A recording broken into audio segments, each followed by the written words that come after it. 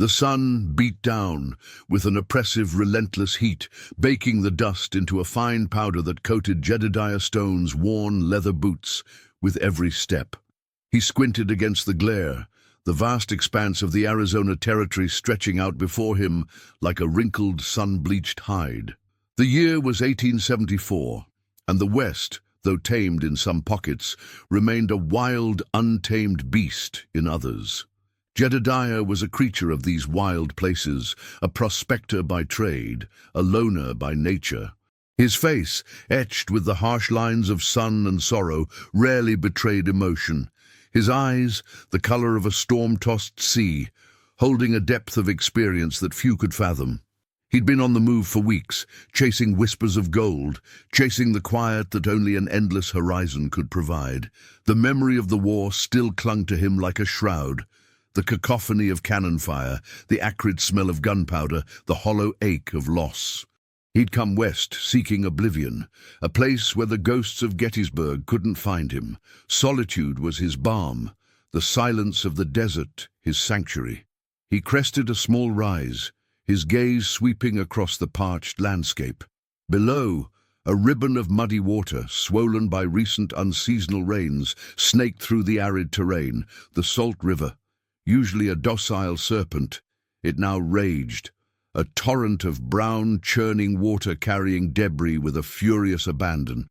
A shiver, unrelated to the heat, traced its way down Jedediah's spine. Rivers, in his experience, were fickle things, capable of both life and death. He dismounted, tethering his weary horse, Clementine, to a scrubby mesquite bush. He'd planned to make camp near the river, hoping for a cleaner water source than the stagnant pools he'd encountered further inland. Now, that prospect seemed less appealing. He walked towards the bank, the roar of the water growing louder, a primal sound that vibrated in his chest. The air grew heavy with moisture, a stark contrast to the dry heat.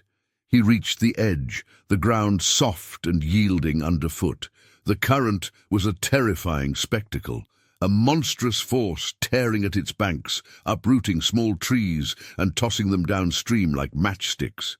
Jedediah's eyes scanned the churning water, a habit born of caution, searching for any sign of danger, any anomaly in the relentless flow. Then he saw it, a flash of color, unnatural against the muddy brown, bobbing precariously in the heart of the current. It was too small to be a log, too bright to be debris. His breath hitched. It was a person, a girl, small and frail, clinging to a broken branch, her dark hair plastered to her face. Her body was limp, her struggles, if any, lost to the river's might. Jedediah didn't hesitate. The soldier in him, the part he thought he'd buried, surged to the surface. He shed his heavy duster, his rifle, his pack, leaving them on the bank. His boots followed, then his shirt, revealing a wiry frame hardened by years of physical labor and outdoor living. The water was a shock, a brutal, icy embrace that stole his breath. But the sight of the girl, being pulled relentlessly downstream, fueled his resolve. He plunged into the raging current, fighting against its powerful pull. Each stroke was a battle, the water a relentless adversary, shoving him, twisting him, trying to drag him under. He kept his eyes fixed on the small figure, a beacon in the chaos. He swam with a desperate strength, his muscles burning, his lungs screaming for air. The current battered him, his body aching. But the image of the girl was an anchor pulling him forward. He reached her just as she slipped from her precarious hold. He grabbed her, her small body surprisingly heavy, sodden, and unresponsive. Her skin was a chilling blue. He fought to keep her head above water, his own strength waning with every yard he battled towards the bank. The roar of the river was a deafening symphony of his struggle. He could feel his limbs growing numb, his vision blurring. He knew with a grim certainty that if he let go, if he faltered for even a second, they would both be lost. He kicked with all his might, drawing on a reserve of will he hadn't known he possessed. The bank seemed impossibly far, a taunting, unattainable shore. He could hear Clementine whinnying in distress, her own fear a faint echo in the maelstrom. Finally, his feet found purchase on the muddy bottom. With a final Herculean effort, he dragged himself and the unconscious girl onto the relative safety of the bank. He collapsed, gasping for air, his body racked with tremors, the icy grip of the river slowly releasing its hold. He lay there for a long moment, the roar of the water a fading thunder in his ears, the small, still form beside him a stark testament to the river's fury and his own desperate gamble. Jedediah Stone lay sprawled on the muddy bank, his chest heaving, the cold seeping into his bones despite the lingering heat of the day. Beside him, the girl remained unnervingly still, a small, fragile bundle against the raw power of the salt river. He pushed himself up, his muscles screaming in protest. He knelt beside her, his calloused fingers gently probing for a pulse. Faint, but there.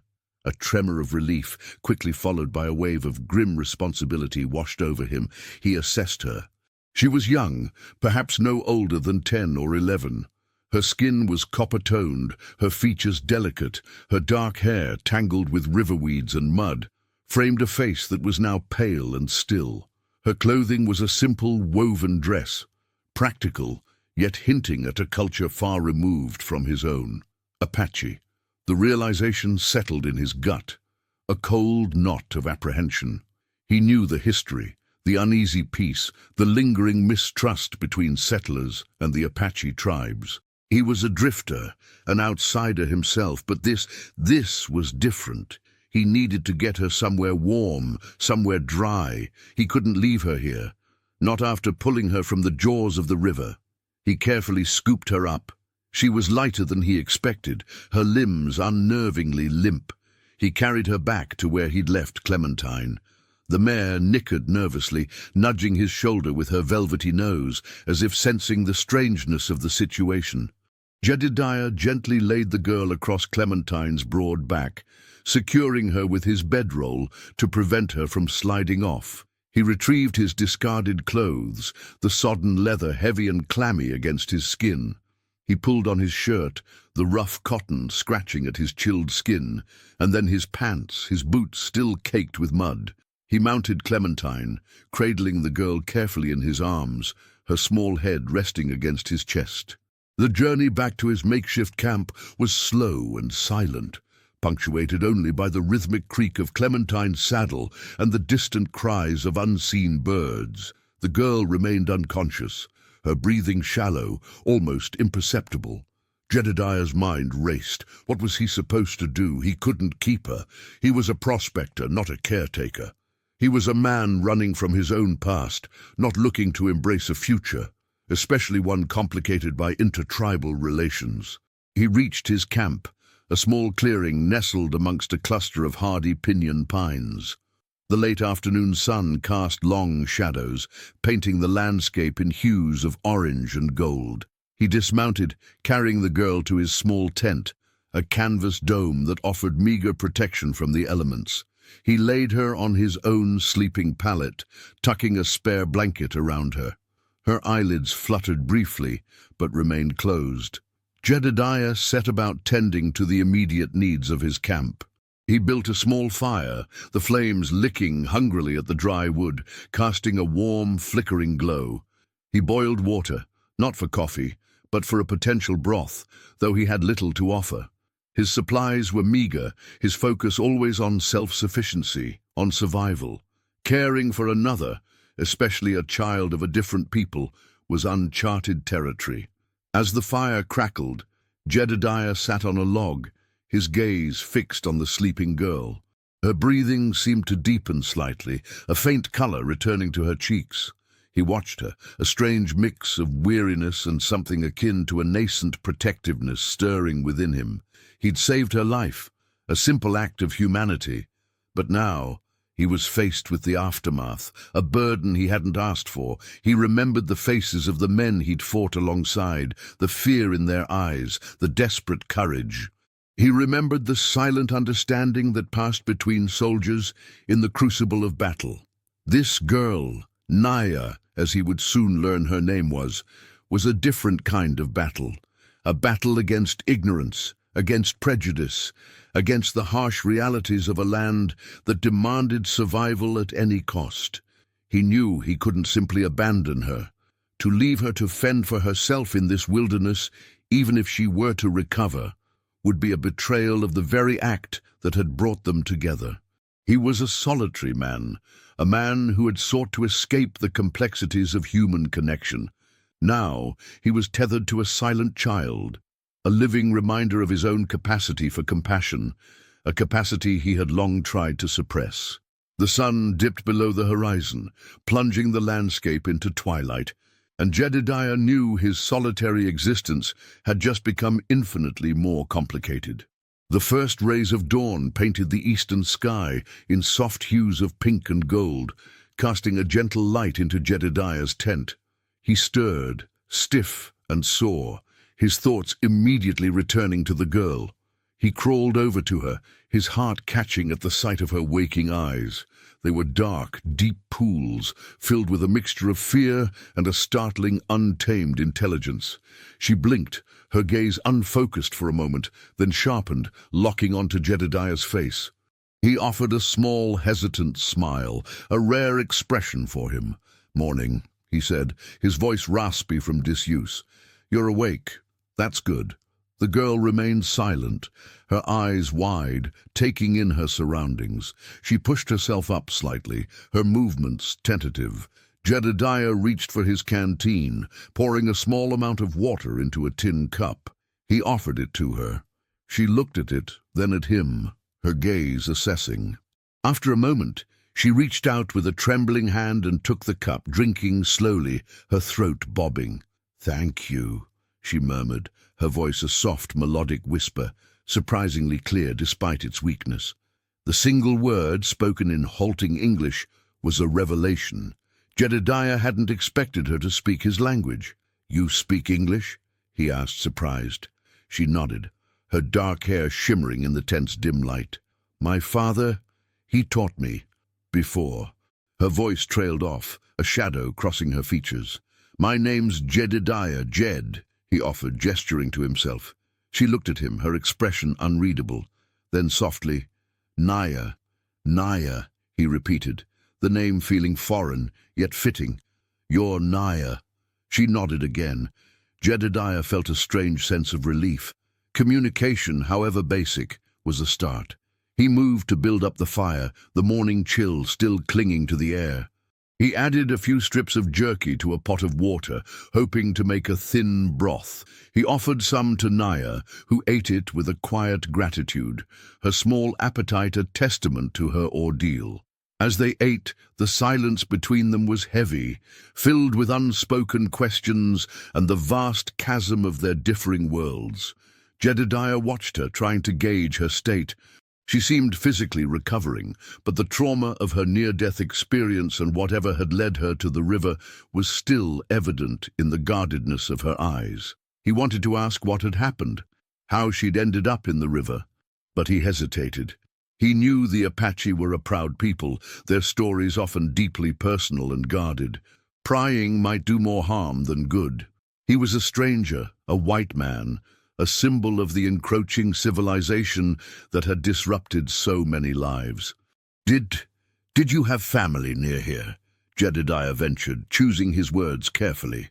Naya looked away, her gaze fixed on the dancing flames. "We were traveling," she said, her voice barely audible. "The soldiers, they came. We scattered. I ran. I fell." Her words were clipped, fragmented, each one laced with a profound sadness. Jedediah's jaw tightened. Soldiers. Apache. It was a story he'd heard before, a recurring tragedy playing out across the territory. He felt a familiar surge of anger, a vestige of his own military service, now directed at the very institution he'd once served.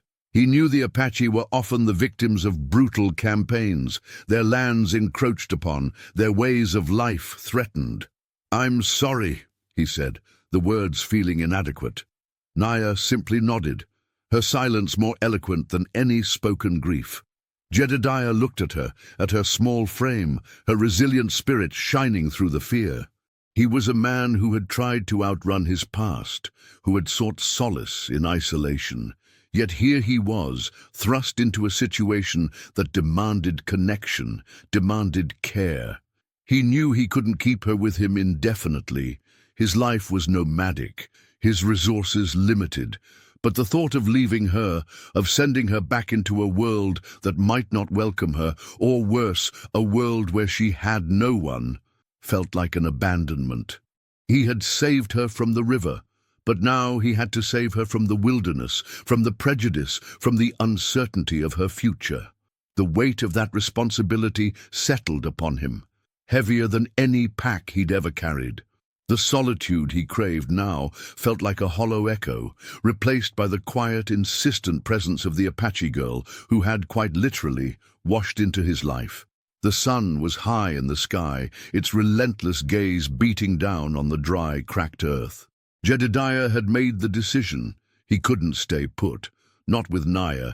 He needed to find a settlement, a place where she might have a better chance, a place where he could ascertain what to do next.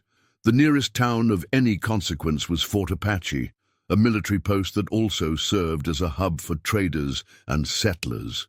It was a difficult ride, several days through rugged country, but it was the most logical destination. He packed his meager belongings onto Clementine, ensuring everything was secure. Naya watched him, her expression a mixture of apprehension and a dawning understanding of their impending journey. Jedediah offered her the choice of riding behind him or on the horse's back, but she pointed to the horse's back, her small hands indicating where she'd ridden when he'd first found her. He helped her mount, then settled in behind her, his arms loosely around her waist to steady her, a silent gesture of protection that felt both natural and profoundly alien to him. The first day of riding was a testament to Naya's resilience. Despite her ordeal, she endured the bouncing gait of the horse with a stoicism that belied her age. Jedediah, his own body still aching from his swim, found himself constantly monitoring her, his grip tightening slightly on her at any rough patch of terrain. He spoke little, letting the vast silence of the desert speak for them. He pointed out the distant mesas, the unique rock formations, the hardy desert flora, hoping to distract her from any lingering fear. Naya, in turn, would occasionally offer a soft word, a gesture, her observations keen and insightful, a window into a world Jedediah had only ever seen from a distance. As they rode, the landscape slowly began to change. The arid plains gave way to rolling hills, dotted with more substantial vegetation, scrub oaks, junipers, and the occasional towering saguaro cactus, its arms reaching toward the heavens like ancient sentinels. The air grew cooler, carrying the scent of pine and damp earth, a welcome change from the oppressive dryness. By late afternoon of the second day, they encountered signs of human habitation, a distant plume of smoke, a weathered fence line, the faint tracks of wagons. These were reminders of the encroaching civilization, the very force that had likely driven Naya to the river. Jedediah felt a familiar unease settle over him. He was a man who preferred the company of the wild, not the boisterous, often judgmental world of settlers. They made camp that evening near a small creek, the sound of running water a soothing balm. As Jedediah prepared their meager meal, he noticed Naya's gaze fixed on the western horizon, her brow furrowed. "What is it?" he asked. She pointed a slender finger. "Smoke," she said, her voice barely a whisper. "Many fires." Jedediah followed her gaze. Indeed, a faint haze hung in the distance, tinged with the dark stain of smoke. It wasn't the gentle curl of a campfire, but the more ominous spread of multiple blazes. His instinct, honed by years of navigating uncertain territory, screamed caution. "We'll make camp here for the night," he said, his tone firm. "Keep a close eye on things." As darkness descended, the distant fires seemed to glow brighter, more ominous. Jedediah kept the campfire low, a small, controlled flame. He sharpened his knife, checked his rifle, a silent ritual of preparedness. He could feel Naya's gaze on him, her small hand resting on his arm, a gesture of comfort that, paradoxically, amplified his own sense of unease. He knew that reaching Fort Apache meant entering a world where a white man traveling with an Apache girl would attract attention, suspicion, judgment. He'd seen it before, the quick glances, the hushed whispers. He was a solitary figure by choice, but now his solitude was disrupted by a shared fate. He had saved Naya from the river, but the true dangers he suspected lay on the land, in the hearts of men. The long ride had brought them closer to civilization, but also perhaps to a new set of perils. The third day dawned, with the distant fires still smouldering on the horizon, a stark reminder of the unrest that simmered beneath the surface of the frontier. Jedediah and Naya continued their journey, the landscape gradually shifting from rugged hills to more open plains. The air grew warmer again, the sun reclaiming its dominance. As they rode, the signs of civilization became more pronounced. A dilapidated stagecoach stop, its timbers weathered and bleached by the sun, stood silent and abandoned. Further on, they passed a small, solitary cabin, smoke curling lazily from its chimney. Jedediah kept a watchful eye, his hand never far from the worn handle of his revolver. Naya, perched behind him, remained unusually quiet, her gaze fixed forward, her small body rigid. Jedediah sensed her unease. He understood.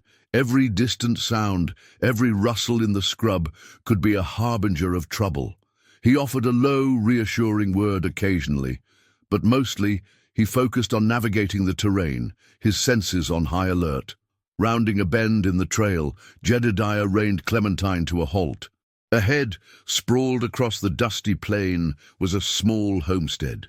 2 cabins, a corral, a scattering of farm equipment, a testament to the grit and determination of those who sought a new life on this unforgiving land. But something was wrong. The scene was too quiet. The usual sounds of a working farm, a barking dog, the lowing of cattle, the clatter of tools, were absent. A heavy sense of dread settled over Jedediah. He dismounted, Naya sliding off Clementine's back, her eyes wide with a dawning realization. Jedediah approached the nearest cabin cautiously, his rifle held at the ready. The door hung open, askew on its hinges. He pushed it inward, his boots crunching on scattered debris. The interior was in disarray, furniture overturned, possessions strewn about. A chilling stillness permeated the air. Jedediah's gaze swept across the scene, his heart sinking. He found them in the main room. A man and a woman, their lives brutally extinguished.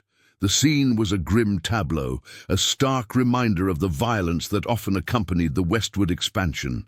Naya let out a soft gasp, pressing a hand to her mouth. Jedediah's own stomach churned. He'd seen death before, in war, but this was different. This was senseless, brutal. He knelt briefly, his face a mask of grim respect, before rising. He wouldn't disturb anything more than necessary. He walked outside, Naya clinging to his side, her small hand gripping his rough denim trousers. He surveyed the scene again, his eyes scanning the surrounding area. There were no signs of the perpetrators, no tracks that were immediately obvious in the hard-packed earth. It looked like an ambush, swift and brutal. We should go," Naya whispered, her voice trembling. Jedediah nodded. Yes, we should. He felt a surge of protectiveness for the girl. She had already endured so much, and now this. He led her back to Clementine, mounting her once more. As they rode away from the silent homestead, Jedediah glanced back. The wind kicked up dust, swirling around the desolate scene, as if trying to erase the tragedy.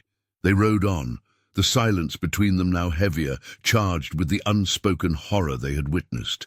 Jedediah knew that such acts of violence were often attributed to Apache raiding parties, further fueling the ingrained prejudice against his people.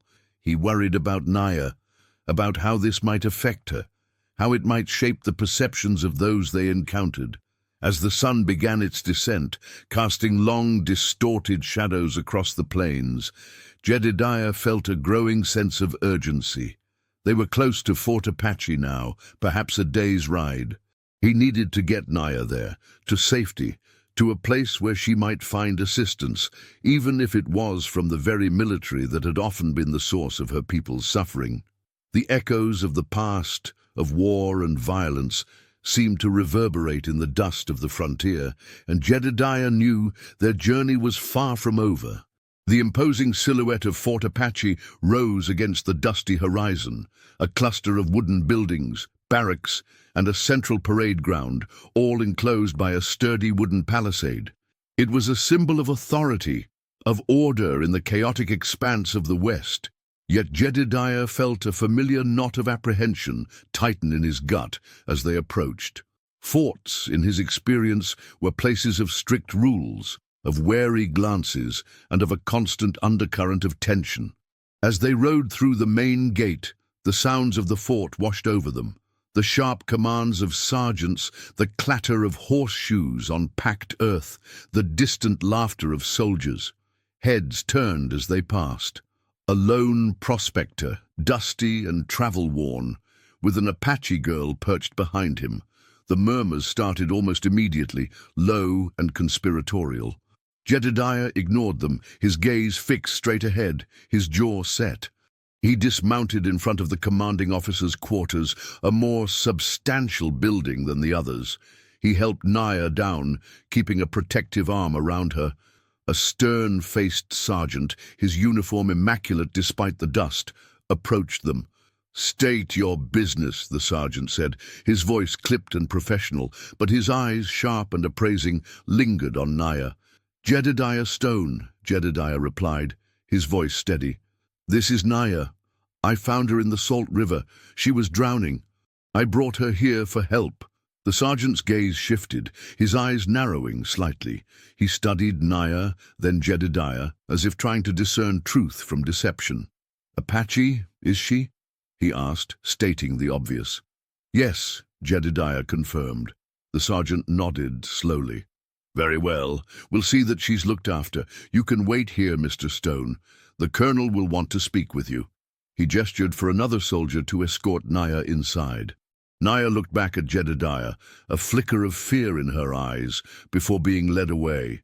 Jedediah watched her go, a strange sense of loss, of being suddenly alone again, washing over him. He was led to a small, sparsely furnished office. Colonel Davies, a man with a thick grey moustache and weary eyes, sat behind a large wooden desk. He listened patiently as Jedediah recounted the events, his voice measured and direct. "You saved her life," Colonel Davies said when Jedediah finished, his tone acknowledging the act. "A commendable deed, Mr. Stone, especially given the current climate." He gestured vaguely towards the window, as if acknowledging the unspoken tensions between settlers and Apache. "She was alone," Jedediah stated simply, "and drowning." The colonel nodded. "We'll have our surgeon examine her, and we'll see if we can locate her people. Though, as you know, that can be a difficult task." He paused, his gaze scrutinizing Jedediah. "You're a prospector, you say?" "Yes, sir. Been working the territories for years." "And you've been traveling with the girl since then?" "Just the last few days, sir. Had to get her to a place where she could get proper care." Jedediah omitted the details of the homestead they'd discovered, sensing that the colonel had enough on his plate. Colonel Davies steepled his fingers. "We appreciate your bringing her here, Mr. Stone. Your actions are noted. However," he continued, his tone becoming more serious, "you understand the complexities. The recent incidents have put everyone on edge. Any lone white man with an Apache girl will draw attention. For her safety and for yours, it's best if you move on once you've given your statement." Jedediah understood. He was an anomaly, an outsider interacting with an outsider. His presence was a complication. "That's fine, Colonel. I've got my own path to follow." He was given a brief debriefing, asked a few more questions about his journey, and then dismissed.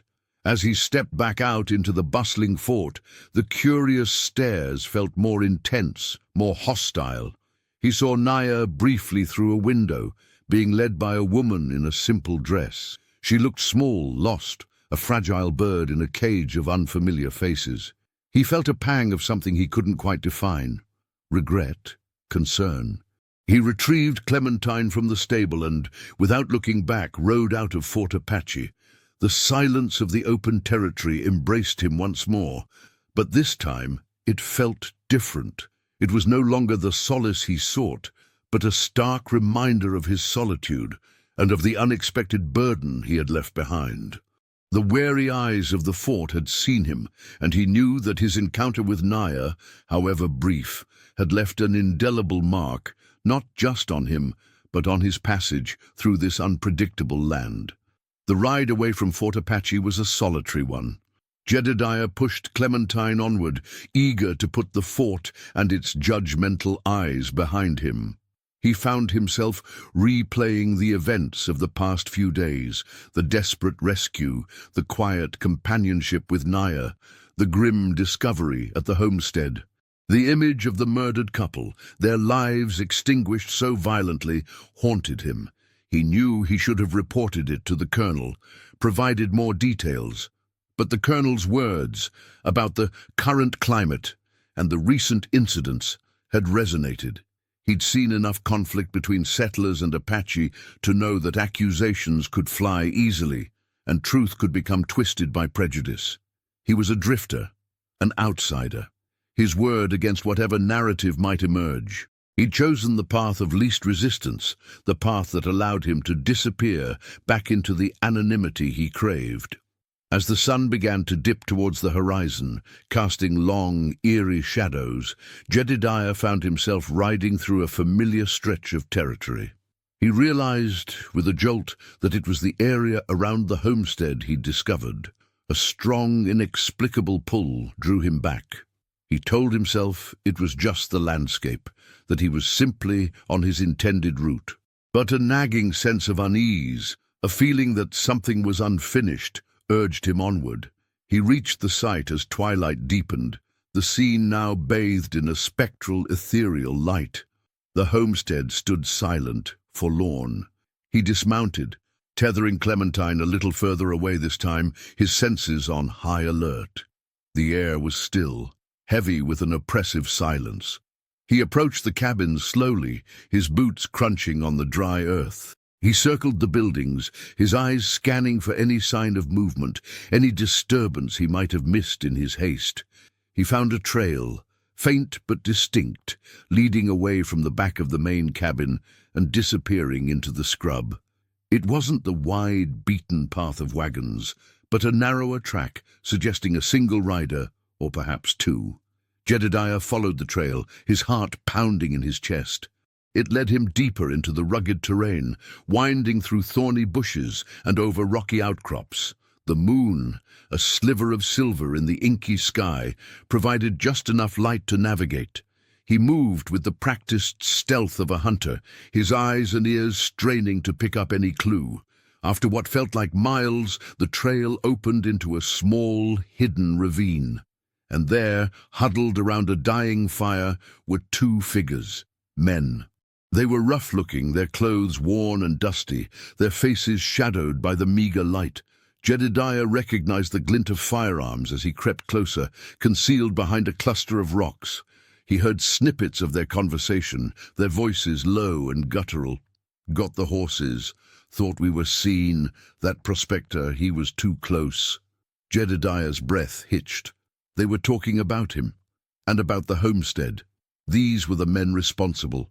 A cold fury began to simmer within him. They hadn't just committed murder. They were carelessly discussing their crimes. He watched them for a long moment, assessing. They seemed wary, on edge, clearly aware of the danger they were in. One of them tossed a tattered sack onto the ground. Jedediah strained to see, but the darkness obscured its contents. He knew he couldn't confront them alone, not without risking a bloodbath. He was a prospector, not a lawman. His primary concern was his own survival, and now, by extension, Naya's safety. He had seen enough. He had proof of a sort. He needed to get back to Fort Apache, to Colonel Davies, and tell him what he'd found. He backed away slowly, carefully, the rocks and scrub offering him cover. He moved as silently as a shadow, his mind already racing with the implications. He had stumbled upon a crime, and the perpetrators were still at large. He had seen the face of violence, and now he had a responsibility to ensure it didn't go unpunished, especially if it was being wrongly attributed to innocent people. He mounted Clementine, the mare sensing his urgency, and turned back towards the fort, the ghost of the homestead urging him onward. Jedediah rode through the pre-dawn chill, the memory of the two men in the ravine, a stark counterpoint to the stillness of the desert. He hadn't slept, his mind a whirlwind of strategy and a newfound sense of purpose. He knew he couldn't just ride away and pretend he hadn't seen what he'd seen. The wrong people could be blamed, innocent lives further endangered. As the first hint of dawn began to paint the eastern sky, he found himself back within sight of Fort Apache. This time, his return was met with a different kind of scrutiny. Soldiers, their faces etched with the weariness of early morning duty, watched him pass with curious, questioning glances. He dismounted at the colonel's quarters and, without preamble, requested an audience. Colonel Davies received him with a mixture of surprise and a hint of impatience. "Mr. Stone, back so soon?" "Colonel," Jedediah began, his voice firm, "I need to tell you about the homestead. I went back. I found evidence." He recounted his discovery in the ravine, describing the two men, their hushed conversation, their mention of the prospector. He didn't embellish, sticking to the facts as he'd seen and heard them. Colonel Davies listened intently, his expression growing more serious with each word. "You're certain?" the colonel asked, his gaze piercing. "You saw them? Heard them speak of the murders?" "As certain as I can be, sir. They were talking about the horses, about being seen, and about a prospector." Jedediah met the colonel's gaze. "It wasn't Apache, Colonel, not this time." Colonel Davies leaned back in his chair, a long sigh escaping his lips. "This complicates matters, Mr. Stone, but it's information we need. Your courage in returning, it's noted." He picked up a pen. "We'll dispatch a patrol. Your description of the men and their location, it's invaluable." Jedediah nodded. He felt a sense of quiet satisfaction, a feeling that, for once, he had done something that truly mattered. He was about to turn to leave when Colonel Davies spoke again. "Mr. Stone, about the girl, Naya. She's been examined by the surgeon. She's physically recovering. She's been rather withdrawn, but she did ask about you." The colonel paused, his gaze thoughtful. "She seems to have a bond with you after you saved her." Jedediah felt a strange warmth spread through him, a feeling he hadn't experienced in years. He hadn't realized how much Naya's silent presence had affected him. "She's just a child, Colonel," Jedediah said softly. "She's been through hell." "Indeed," Colonel Davies agreed. "We've made inquiries with the local Apache chiefs, but with the recent unrest, many families are displaced on the move. Finding her people, it's proving difficult." He looked at Jedediah, a question in his eyes. "We can keep her here, of course, for a time, but she's not accustomed to garrison life. And you seem to have a certain way with her." Jedediah hesitated. He had come west to escape the complications of human connection. Yet here he was, being offered a chance to reconnect, not just with Naya, but with a part of himself he thought long buried. He looked at the colonel, then out the window, towards the vast, untamed landscape that had always been his home. I could take her with me," Jedediah said, the word surprising even himself. "Just until we can find her people. I know the land. I can keep her safe." Colonel Davies studied him for a long moment, a flicker of something unreadable in his eyes. Perhaps it was surprise, perhaps it was a grudging respect. "Are you sure, Mr. Stone? This is a significant responsibility." Jedediah met his gaze, a quiet resolve settling within him. "I am, Colonel. I pulled her from the river. I can't just leave her." The colonel nodded slowly. "Very well. We'll have her things packed. She's managed to hold on to a few personal items. Your word is good, Mr. Stone. We trust you'll do right by her." As Jedediah left the colonel's office, a sense of quiet purpose settled over him. His solitary journey had taken an unexpected turn. He had sought escape, but he had found connection. He had saved a life, and now, in a way he never could have anticipated, he was being called to protect it. He rode Clementine to the stable, his mind already picturing the journey ahead, a journey he would now take with a silent, resilient Apache girl by his side, a shared fate forged in the fury of a river and the quiet understanding that had begun to bloom between them. The air inside the fort felt charged with a different kind of energy now. Jedediah waited near the stable, Clementine tethered nearby, her patient presence a comforting anchor. He watched as a soldier emerged from one of the barracks, escorting Naya. She carried a small, worn leather pouch, her few possessions clutched tightly in her hand. Her dark eyes scanned the bustling courtyard, and when they landed on Jedediah, a faint, almost imperceptible smile touched her lips. He walked towards her, his steps measured, his demeanor calm. "Ready?" he asked, his voice gentle. Naya nodded, her gaze steady. She didn't flinch as he helped her onto Clementine, her small hands finding their familiar place on his belt. Jedediah mounted behind her, his arms encircling her waist, a silent promise of protection.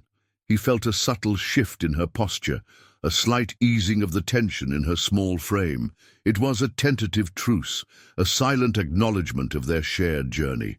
As they rode out of Fort Apache, the curious stares still followed them, but Jedediah no longer felt their sting as sharply. He had a purpose now, a reason to face the world's judgment. He knew the road ahead would not be easy. Finding Naya's people would be a daunting task, and the prejudices of the frontier would remain a constant hurdle. But for the first time in a long time, Jedediah felt a flicker of hope, a sense that perhaps his solitary existence was meant to be shared. He guided Clementine out into the open plains, the vast expanse of the West stretching before them, a canvas of endless possibilities and inherent dangers. Naya, nestled against his chest, remained quiet, but Jedediah sensed a change in her. The raw fear that had clouded her eyes was slowly being replaced by a nascent curiosity, a spark of resilience. "We'll find them, Naya," Jedediah said, his voice low and steady, the words carried on the wind. "We'll find your people." Naya leaned her head back slightly, her dark hair brushing against his chin.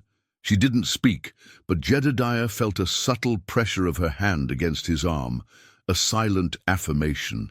It wasn't a declaration of friendship, not yet, but it was an acknowledgement, a fragile thread connecting their two disparate lives. Jedediah turned Clementine towards the west, towards the setting sun, towards the unknown. He had stepped out of his self-imposed exile, not by choice, but by circumstance. He had saved a life, and in doing so, he had inadvertently saved a part of himself. The path ahead was uncertain, fraught with challenges, but for the first time, Jedediah Stone felt like he wasn't walking it alone. The silent burden had become a shared responsibility, and in the quiet understanding that had begun to form between the lone prospector and the Apache girl lay the promise of a new beginning, a story unfolding in the heart of the wild, untamed West. The journey had begun. The wind howled a mournful tune through the skeletal branches of the cottonwoods, a stark contrast to the unnerving silence that had fallen over Elias Thorne's small cabin. Rain, a persistent, dreary drizzle, slicked the rough-hewn logs and turned the dusty path leading to his door into a muddy mire. Inside, the air was thick with the scent of wood smoke, dried herbs, and a faint, persistent aroma of wood smoke, dried herbs, and a faint, persistent aroma of pine that always clung to Sarah, the Apache girl he'd reluctantly taken under his wing. She sat by the hearth, a small, solemn figure, her dark eyes fixed on the dancing flames as if deciphering ancient secrets within their glow. Her presence, once a jarring anomaly in his solitary existence, had become as familiar as the creak of his worn saddle or the call of a distant coyote. Elias, his weathered hands calloused from years of trapping and felling timber, stoked the fire. The flickering light cast long, dancing shadows across the room, playing tricks on his eyes. He found himself watching Sarah, a habit he'd developed over the past few weeks. Her quiet resilience, her ability to adapt to the alien environment of his cabin, both humbled and unsettled him. She rarely spoke, her words measured and sparse, yet her presence was a constant, a silent testament to the day he'd pulled her from the swollen, angry waters of the Little Colorado. He still saw the terror in her eyes that day, the desperate gasp for air, the sheer helplessness. And then, the strange, unwavering gaze she'd fixed on him once he'd laid her, shivering and coughing on the bank. He'd expected her to vanish, to return to her people, to the life he'd only glimpsed in fragments of her fearful, hesitant gestures. But she hadn't. Instead, she'd followed him, a silent shadow, her small frame surprisingly steady on the rough terrain. He'd tried to dissuade her, to point her towards the distant mesas that he assumed were her home. But her eyes, dark and deep, held a quiet resolve that brooked no argument. He'd finally relented, more out of a grudging sense of responsibility than any true desire for companionship. He was a trapper, a man of the wilderness, not a caretaker. The rumble of wagon wheels, a sound that always jolted Elias from his quietude, broke the silence. It was infrequent, a rare intrusion from the outside world into his remote patch of wilderness. He stiffened, a familiar unease prickling his skin. The nearest settlement, a collection of ramshackle buildings clinging precariously to the dusty plains, was a day's ride away. Visitors were rare and often unwelcome. Sarah's head lifted, her gaze now fixed on the window. Her stillness, however, was different now, a tenseness that rippled through her small body. Elias knew that look. It was the same apprehension that had clouded her features when he'd first brought her back to the cabin, the same fear that flickered when strangers passed on the distant trail. "Who is it, Sarah?" he asked, his voice a low rumble, trying to keep the edge of suspicion from his tone. She didn't answer, her eyes wide, fixed on the approaching dust cloud. Elias moved to the window, peering through the grime-streaked glass. Two figures, mounted on horses, were slowly making their way towards his cabin. He recognized one of them, Jedediah Croft, a man whose reputation preceded him like a swarm of locusts. Croft was a rancher, a man with a greedy glint in his eye and a reputation for bending the law to his will. The other man was a stranger, burly and hard-faced, his hand resting too casually on the butt of his pistol. Elias felt a familiar knot tighten in his stomach.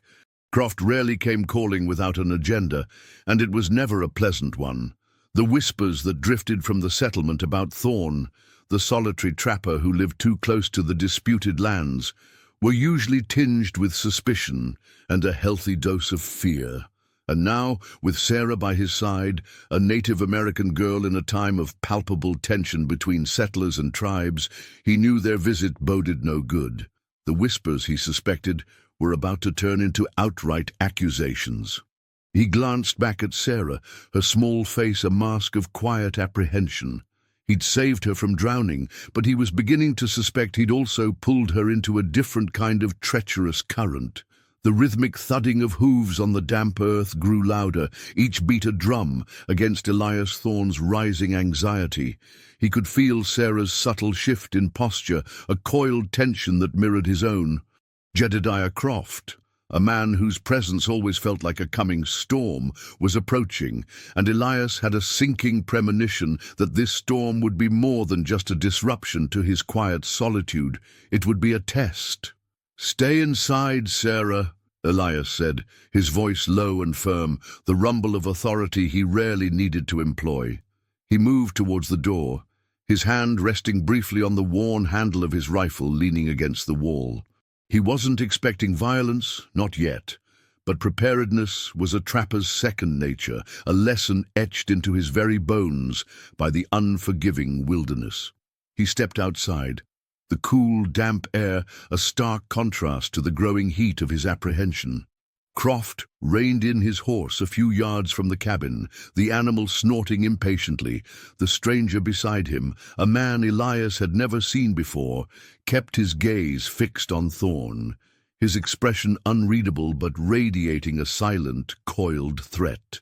Croft, a portly man with beady eyes and a slick of sweat on his brow despite the cool air, offered a disingenuous smile. "Thorn," Croft began, his voice slick and oily like mud churning in a creek bed. "Fancy seeing you out here, miles from anywhere, keeping to yourself as usual." Elias met his gaze, his own eyes as steady and unyielding as the ancient stones of the mountains. "Croft, what brings you this far from your ranch?" Croft chuckled, a dry, rasping sound. "Just checking on things, Thorn, making sure everything's in order. Word gets around, you know. Folks get curious." He gestured vaguely towards Elias's cabin with a gloved hand. "Here you've taken in company." The implication hung heavy in the air, thick and suffocating. Elias felt a surge of cold anger, quickly suppressed. He wasn't about to explain Sarah to Croft, to this man who embodied the worst of the encroaching civilization. The suspicion, the prejudice, the insatiable desire to control and possess. "I'm a trapper, Croft. I live here. My business is my own." Croft's smile tightened, the illusion of amiability cracking. "Your business is starting to spill over, Thorn. There have been incidents, reports, missing livestock, tracks near the reservation that don't look like any animals." Elias's jaw clenched. He knew what Croft was hinting at. The recent disappearances of a few head of cattle on the outskirts of Croft's sprawling ranch had been blamed on the Apaches, fueling the already simmering animosity between settlers and the indigenous tribes. And now, with Sarah in his cabin, he was an easy target.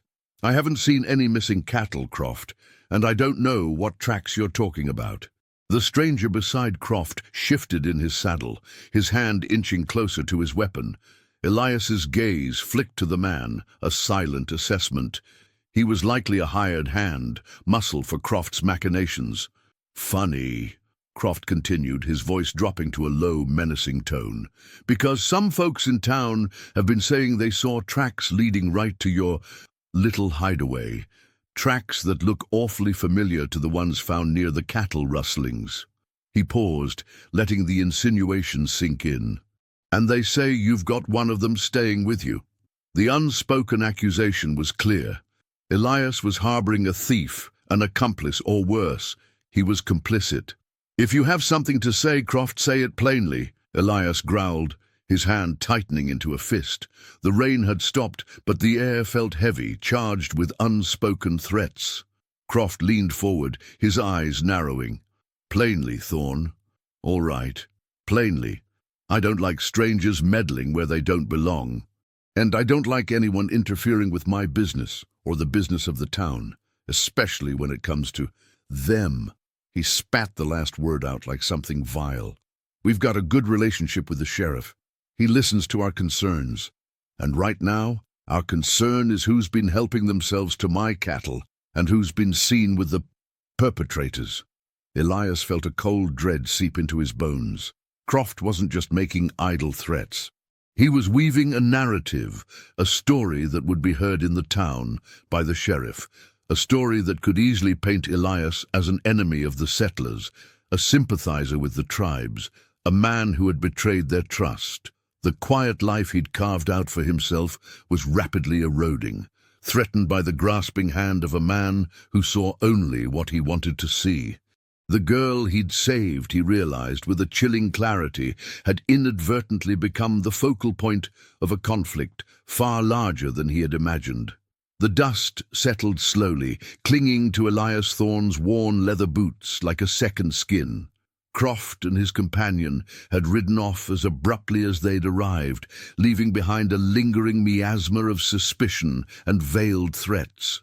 Elias watched them go, his gaze hard, the unease they'd sown churning in his gut. He retreated back into the relative sanctuary of his cabin, the quiet now feeling less like peace and more like a fragile truce. Sarah was still by the hearth, her back to him, her small shoulders hunched. She hadn't moved. Elias knew she'd heard everything. The tension in her posture, the slight tremor in her hands as she clutched the worn fabric of her skirt, spoke volumes. She was a child, yet she carried the weight of a people caught between two worlds, a people often demonized and misunderstood. He walked over to her, hesitating for a moment before gently placing a hand on her shoulder.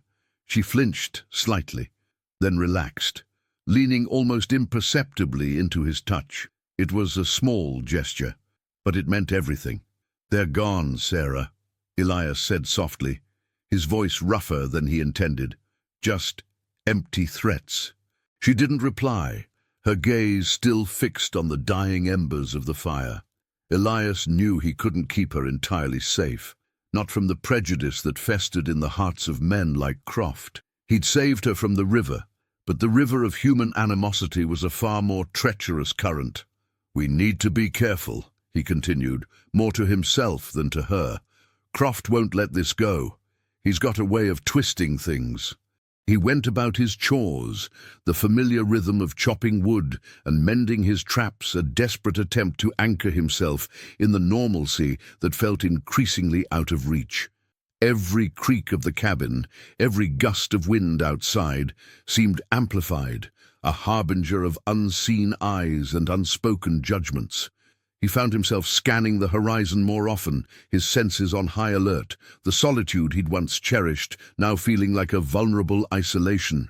Days bled into a week. The drizzle gave way to a pale, weak sun that struggled to pierce the persistent cloud cover.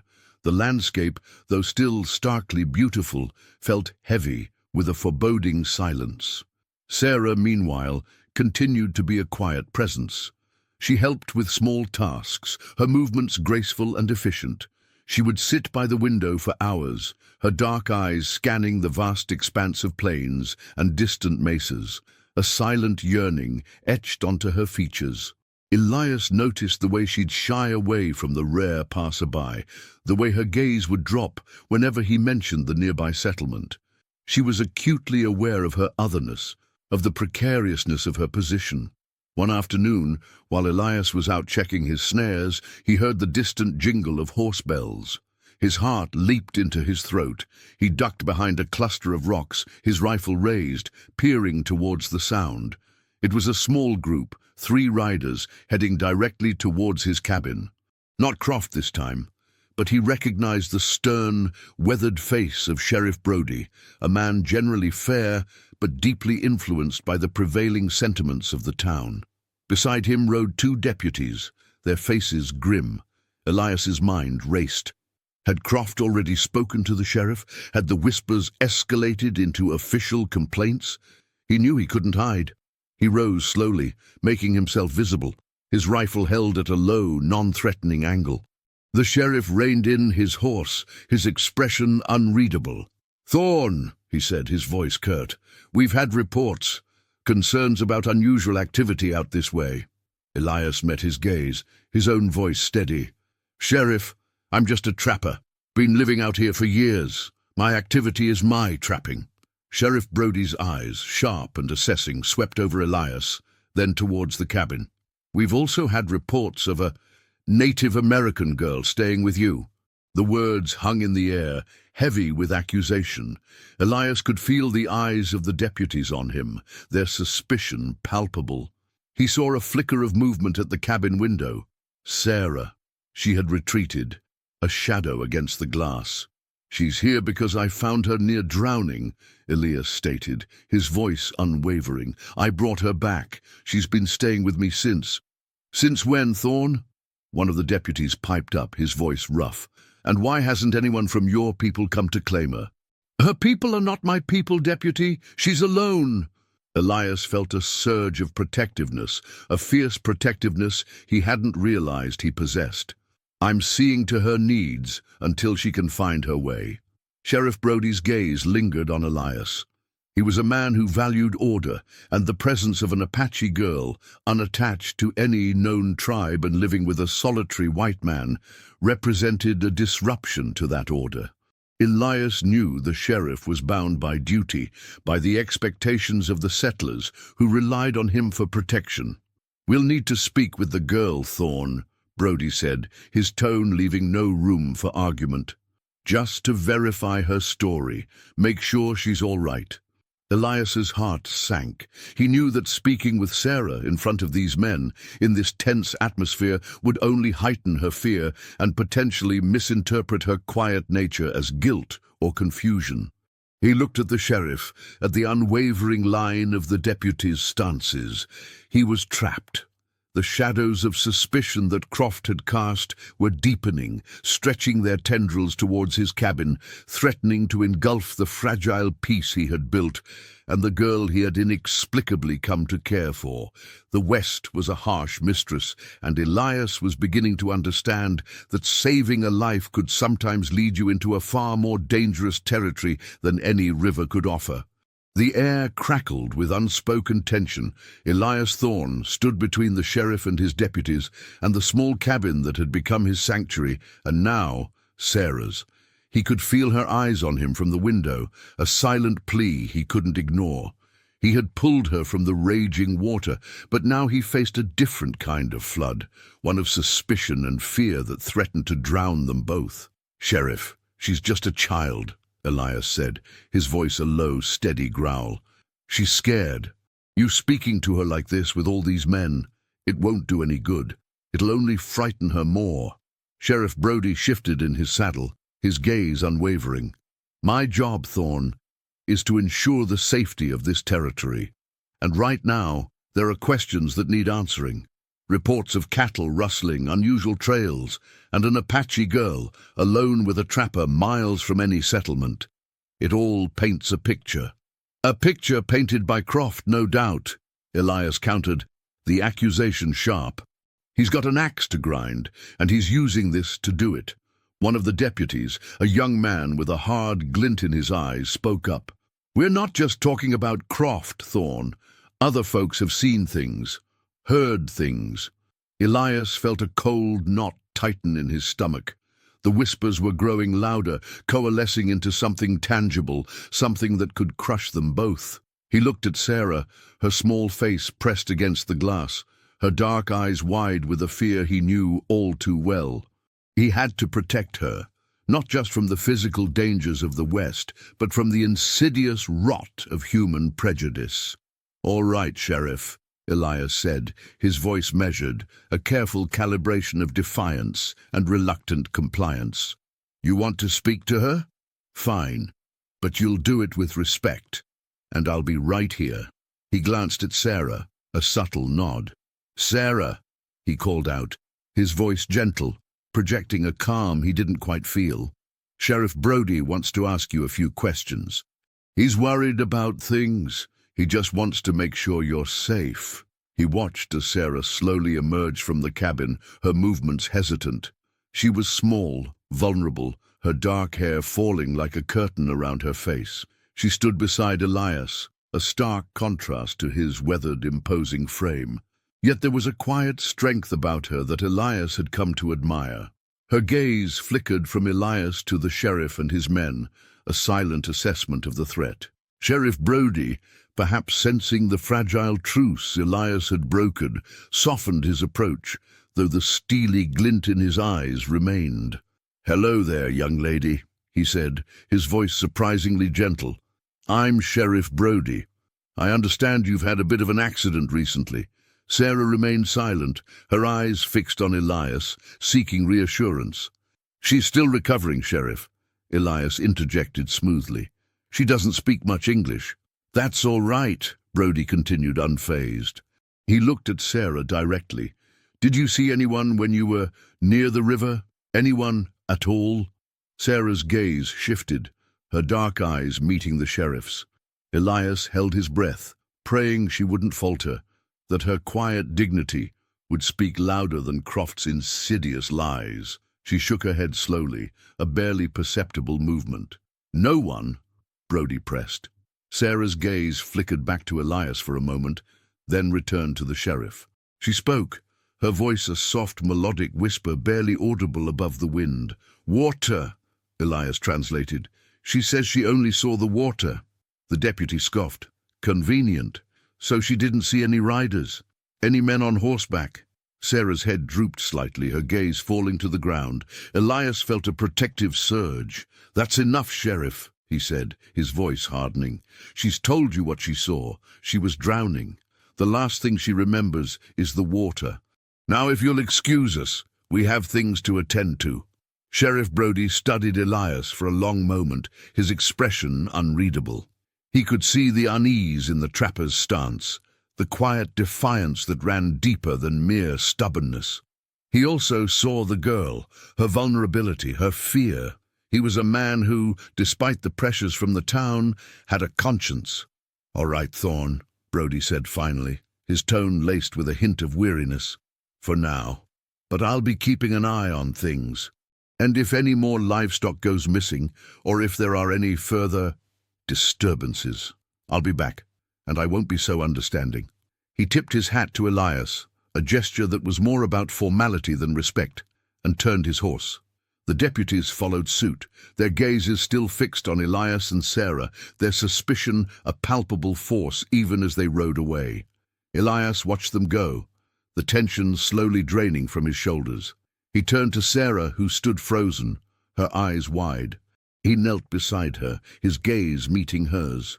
"You were very brave, Sarah," he said, his voice filled with genuine admiration. "You did well." She met his gaze, and for the first time since he'd found her, Elias saw a flicker of something akin to trust in her eyes. It was a fragile thing, a delicate bloom in the harsh soil of the frontier. But it was there. He had shielded her from the immediate storm, but he knew, with a certainty that chilled him to the bone, that more storms were coming. And he would have to stand between her and every single one of them. The rescue was over. The real struggle had just begun. The sun, a weak, watery disk, cast long, distorted shadows across the barren landscape. Elias Thorne sat by the hearth, the silence of the cabin, a heavy blanket that muffled the anxieties that had settled within him like a persistent dust. Sheriff Brody's visit had been a stark reminder of the precariousness of their situation. While they had weathered the immediate storm, the undercurrent of suspicion that had swirled around them remained, a dark, unseen current waiting to pull them under. Sarah, her small frame curled on a deerskin rug, traced patterns in the faint dust on the floor with a slender finger. Her silence, once a comforting presence, now felt like a heavy weight, a testament to the unspoken fears that bound them together. Elias watched her, the quiet hum of her breathing, a fragile anchor in the unsettling stillness.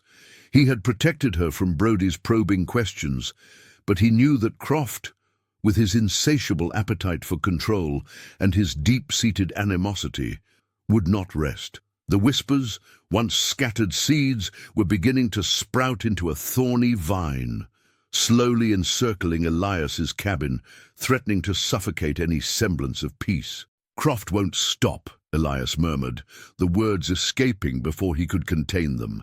He looked at Sarah, his expression etched with concern. "He's got a long memory, and he doesn't like being defied." Sarah's gaze lifted, her dark eyes meeting his. There was a dawning understanding in them, a recognition of the danger that loomed, a danger that extended beyond the immediate threat of the sheriff. She had seen it in the faces of the men at the settlement, in the wary glances from passing travelers. She was an outsider, a target, and Elias, by sheltering her, had inadvertently placed himself in her crosshairs. "We need to be more careful," Elias continued, his voice low. "Keep to ourselves. Don't draw any unnecessary attention." He knew, however, that in a place as small and interconnected as the frontier, complete anonymity was a luxury few could afford, and for them it was an impossibility. The following days were marked by a heightened sense of awareness. Elias found himself scanning the horizon with a vigilance he hadn't felt since his early days as a trapper, when every rustle in the undergrowth could signal danger. Sarah, too, seemed more attuned to their surroundings. She would often pause in her tasks, her head cocked, listening to the distant sounds of the wind or the cry of a hawk, her senses honed by a lifetime of survival. One afternoon, as Elias was mending a torn saddlebag outside his cabin, he heard the faint but distinct sound of hoofbeats. His hand instinctively went to the hunting knife sheathed at his hip. He froze, listening. The sound grew louder, and then he saw them. Two figures on horseback, silhouetted against the pale sky, heading directly towards his cabin. His heart sank. It was Croft again, this time accompanied by a different man, burly and scowling, his eyes narrowed with suspicion. Elias straightened, his movements slow and deliberate. He didn't want to appear overtly hostile, but he wouldn't be intimidated. He watched as Croft reined in his horse a few yards away, the animal stamping its hooves impatiently in the damp earth. "Thorn," Croft said, his voice devoid of any pretense of pleasantry. "Still playing hermit, I see." "Croft," Elias replied, his voice curt. "What is it this time?" Croft ignored the question, his gaze sweeping over the cabin, lingering for a moment on the window where Elias knew Sarah was watching. "Heard you had the sheriff out here the other day. Seems our little chat made an impression." A grim smile touched Elias's lips. "The sheriff was just checking in, making sure everything was in order." "In order," Croft scoffed, his eyes narrowing.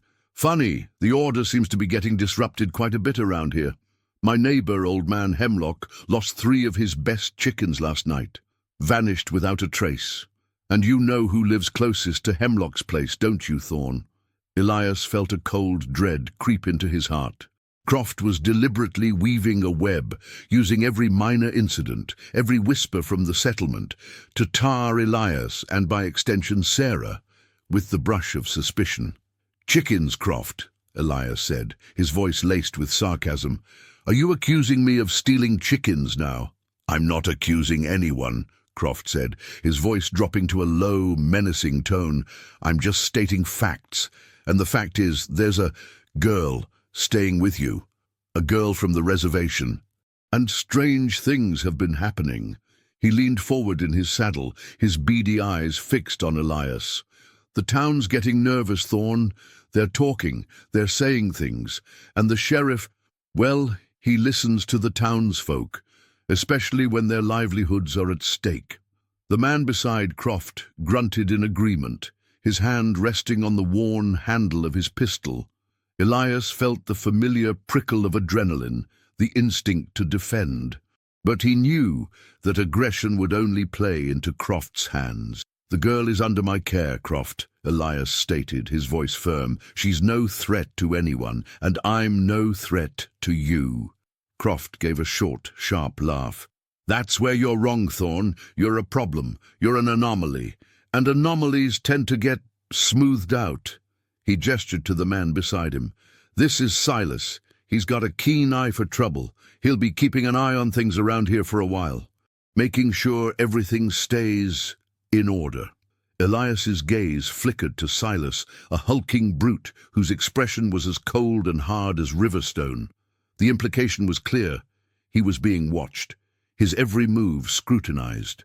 He knew, with a chilling certainty, that Croft wasn't just content with making threats. He was actively working to isolate him, to chip away at his peace, to make him an outcast.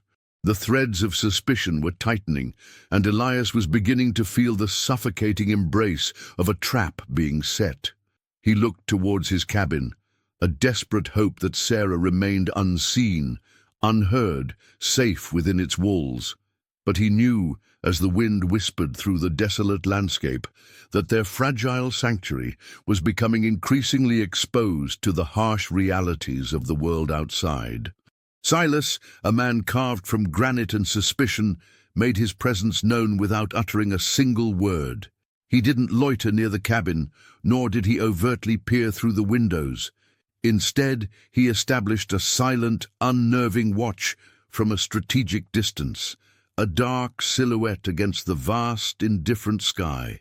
Elias could feel his gaze, a persistent prickle on the back of his neck, even when he was deep within the woods, checking his traps. The rustle of leaves, the snap of a twig, once familiar sounds of the wilderness, now carried an undertone of unease, a constant reminder that he was not alone. Sarah, too, seemed to sense the unseen watcher. Her movements, usually fluid and quiet, became even more deliberate. She would pause, her head tilted as if listening to a frequency only she could detect. Her dark eyes, which Elias had begun to see as windows to a quiet resilience, now held a new layer of apprehension. She understood the language of threats, the silent signals of danger, and Silas's presence spoke volumes. Elias tried to maintain a semblance of normalcy, to continue his routine as if Silas were just another shadow in the landscape. He would venture out to check his snares, to gather firewood, to scout for new trapping grounds. But with every excursion, he felt the weight of Silas's scrutiny, the unspoken challenge. He noticed subtle changes in the environment, a disturbed patch of earth that hadn't been there before, a broken branch that seemed out of place. Silas was letting him know he was there, a constant, suffocating reminder of Croft's reach. One evening, as Elias was preparing their meager supper, a stew of rabbit and dried beans, Sarah pointed a slender finger towards the window. Elias followed her gaze. The last rays of the setting sun glinted off something metallic in the distance. It was Silas, positioned on a small rise overlooking the cabin, his rifle barrel catching the light. He was so far away, yet his presence felt suffocatingly close. "He's always watching," Elias murmured, his voice rough with frustration. He knew Silas wasn't there to protect them. He was there to observe, to report, to gather ammunition for Croft's relentless campaign of suspicion. Sarah's hand reached out, her small fingers brushing against Elias's calloused ones. It was a simple gesture, a silent offering of comfort, of shared fear. Elias met her gaze, a sense of fierce protectiveness surging through him. He had pulled her from the river, and now he was caught in a different kind of current, a tide of animosity and prejudice. He couldn't let them tear her away, couldn't let Croft's machinations destroy the fragile peace they had found. "Don't worry, Sarah," Elias said, his voice low and steady, projecting a confidence he didn't entirely feel. "He's just a shadow. We'll be fine." But the shadow stretched, lengthening with the approaching night. Elias found it increasingly difficult to concentrate on his work. His mind kept returning to Croft, to Silas, to the hushed conversations in the settlement. He knew that Croft was an opportunist, someone who thrived on division and fear, and Sarah, an Apache girl in a land increasingly wary of Native Americans, was the perfect pawn in his game. One morning, Elias discovered a single perfectly placed stone at the edge of his usual trap-lining route. It was an Apache marker, a symbol he recognized from his time in the territories, signifying a warning, or perhaps a claim. But it wasn't placed by his people. It was an act of deliberate provocation, designed to further sow discord, to make it appear as though the Apache themselves were encroaching, or that Sarah's presence was somehow tied to a more sinister agenda. He looked back towards where Silas would likely be watching, a cold realization dawning. This wasn't just about Croft's animosity. It was a calculated move to pit settler against native, to use their deep-seated prejudices as a weapon. Silas's silent watch was no longer just about observation. It was about creating a narrative, a story that would serve Croft's purpose. Elias picked up the stone, its rough surface cool against his palm. He knew that this was just the beginning. The threads of suspicion were being deliberately woven, and he and Sarah were caught in their tightening embrace. The silence of the wilderness, once a balm, now felt like a suffocating shroud, filled with the unseen eyes of their enemies. He had saved the Apache girl, but in doing so, he had stepped into a dangerous arena, where the battles were fought not with bullets, but with whispers, with doubt, and with the insidious power of fear. The unnerving silence of Silas's vigil became a psychological torment. Elias Thorne found himself constantly glancing towards the distant rise, his senses on edge, anticipating the next subtle provocation. Croft, it seemed, was content to let Silas do the dirty work, his absence only amplifying the insidious nature of the pressure. The single Apache marker, placed with such deliberate intent, had been a chilling escalation. Elias knew it was a fabrication, a ploy to further implicate him and Sarah in some imagined transgression. Sarah, too, felt the oppressive weight of the silent watch. Her small shoulders seemed to stoop a little lower each day, her dark eyes growing more guarded. She would often sit by the window, her gaze fixed on the vast expanse, but Elias suspected she wasn't seeing the beauty of the land. She was seeing the threats that lurked within its seemingly empty spaces. Her quiet resilience, which had once been a source of strength for Elias, now seemed tinged with a deep-seated weariness, the burden of being perpetually on the defensive. One crisp morning, as Elias was cleaning his rifle by the door, a rider approached, not Silas, but a young man from the settlement, his face pale and his demeanor agitated. It was Billy Jenkins, a boy Elias knew to be easily swayed by the pronouncements of men like Croft. "Mr. Thorne," Billy called out, his voice trembling slightly. "Have you heard? Old man Hemlock's prize mare. She's gone, vanished right out of her stable. And there were tracks, strange tracks leading away from the fence, not like any horse I've ever seen." Elias's stomach clenched. Another accusation, another thread in the tapestry of lies Croft was weaving. He knew with a sickening certainty that Silas, or someone working for Croft, had orchestrated the disappearance, planting false trails to implicate Elias and Sarah. "Tracks, Billy?" Elias asked, his voice carefully neutral. "What kind of tracks?" I don't know, sir," Billy stammered, shifting uncomfortably in his saddle. "But they were big, and they didn't look like boots. Some folks are saying, they're saying it's those reservation tracks again." He looked at Elias, his eyes wide with a mixture of fear and a nascent suspicion. "They say, maybe the girl, maybe she's got more friends than you know." Elias felt a wave of cold anger wash over him. The narrative was taking hold. The seeds of doubt carefully sown by Croft were beginning to bear poisonous fruit. He saw the fear in Billy's eyes, the fear that was easily manipulated into prejudice. "Billy," Elias said, his voice firm, cutting through the boy's agitation. "You know me. I'm a trapper. I live by myself. I'm not involved in any rustling, and neither is Sarah. Croft is trying to stir up trouble, and you're letting him." Billy looked away, unable to meet Elias's steady gaze. I don't know, Mr. Thorne. People are scared. They say things. They say you're protecting her, that you're in on it." Elias's heart sank. The accusations were no longer whispers. They were spoken words, taking root in the minds of the settlers. He saw the fear that had driven them to Croft's fabricated stories, and he knew that Sarah, an innocent caught in the middle, was the easiest scapegoat. "Tell them, Billy," Elias said, his voice heavy with resignation. "Tell them what you see. Tell them I'm just a trapper, and she's a girl I saved from drowning. Tell them Croft is lying." Billy nodded, but his eyes lacked conviction.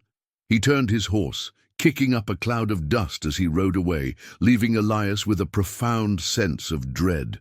He looked back at his cabin, the small structure that had once represented a haven, now feeling like a besieged outpost. Silas was still out there, a silent sentinel, a witness to the growing tide of accusation. The weight of it all pressed down on Elias, the responsibility of protecting Sarah now amplified by the very real threat of being ostracized, or worse. He had saved her life, but he was beginning to fear he had also signed her and himself into a dangerous narrative, one where they were destined to be the villains in someone else's story. The whispers from the settlement, once scattered and easily dismissed, had coalesced into a palpable storm. Elias Thorne felt it in the very air he breathed, a stifling blanket of suspicion that pressed down on his remote cabin. Sheriff Brody's earlier visit, intended to quell unrest, had inadvertently legitimized the concerns of the settlers, and Jedediah Croft, ever the opportunist, had seized upon this with ruthless efficiency. The incidents, the missing chickens, Hemlock's mare, the fabricated Apache tracks, were no longer isolated events. They were pieces of a carefully constructed narrative, designed to paint Elias and Sarah as outlaws, as threats to the fragile peace of the territory. Silas, the hulking shadow Croft had placed as a constant observer, was the silent enforcer of this narrative. His mere presence, a dark, unmoving figure on the distant rise, served as a constant reminder that they were under scrutiny. Elias found himself increasingly on edge, his trap-lining routes becoming shorter, his excursions into the woods tinged with a nervous vigilance. Every snapped twig, every distant bird call seemed to amplify the feeling of being watched, judged. Sarah, too, felt the change. Her innate quietness, once a source of comfort, now seemed to deepen, her dark eyes carrying a perpetual shadow of apprehension. She would spend hours by the window, her gaze fixed on the horizon, her small form radiating a silent, almost palpable anxiety. Elias noticed her flinching at sudden noises, her hands trembling slightly when she reached for something. She understood the language of threat, the subtle shifts in the atmosphere that signaled danger, and Silas's vigil, combined with the growing hostility emanating from the settlement, was a deafening alarm. One afternoon, as Elias was securing the latch on his cabin door, he heard the unmistakable rumble of wagon wheels, far more substantial than the usual solitary rider. His heart gave a lurch. He knew with a chilling certainty that this was not a casual visit. The wagon was lumbering, its occupants obscured by the canvas cover, but the sheer number of horses accompanying it spoke of authority, of official business. He watched, his hand instinctively reaching for the worn grip of his rifle, as Sheriff Brody, flanked by 2 deputies, pulled his own wagon to a halt a short distance from the cabin. This time, there was no pretense of casual inquiry. Brody's face was grim, his eyes hard. Behind him, visible through the gaps in the wagon's cover, Elias could glimpse the stern, unyielding faces of several other men, their expressions a mixture of grim determination and barely concealed animosity. Croft was nowhere in sight, but his influence hung heavy in the air, a phantom presence orchestrating this grim procession. "Thorne," Sheriff Brody called out, his voice devoid of its usual, albeit strained, civility. "We've had a gathering of concerns. The town council has spoken. Jedediah Croft has presented his evidence. Enough is enough." Elias felt a cold dread creep up his spine. "Evidence, Sheriff? What evidence?" "The missing livestock, Thorne, the tracks, the reports of unusual activity, the fact that you're harboring an Apache girl with no clear ties to any known band. It's all coming to a head." Brody's gaze swept over Elias, then towards the cabin. "We've come to take the girl to the settlement, where she can be properly cared for and questioned." Elias's breath hitched. He stepped forward, placing himself squarely between the approaching figures and his cabin. "Absolutely not, Sheriff.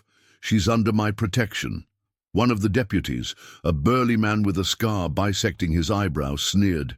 "Protection or complicity, Thorne? Croft says you've been seen with her near the reservation border, talking in hushed tones."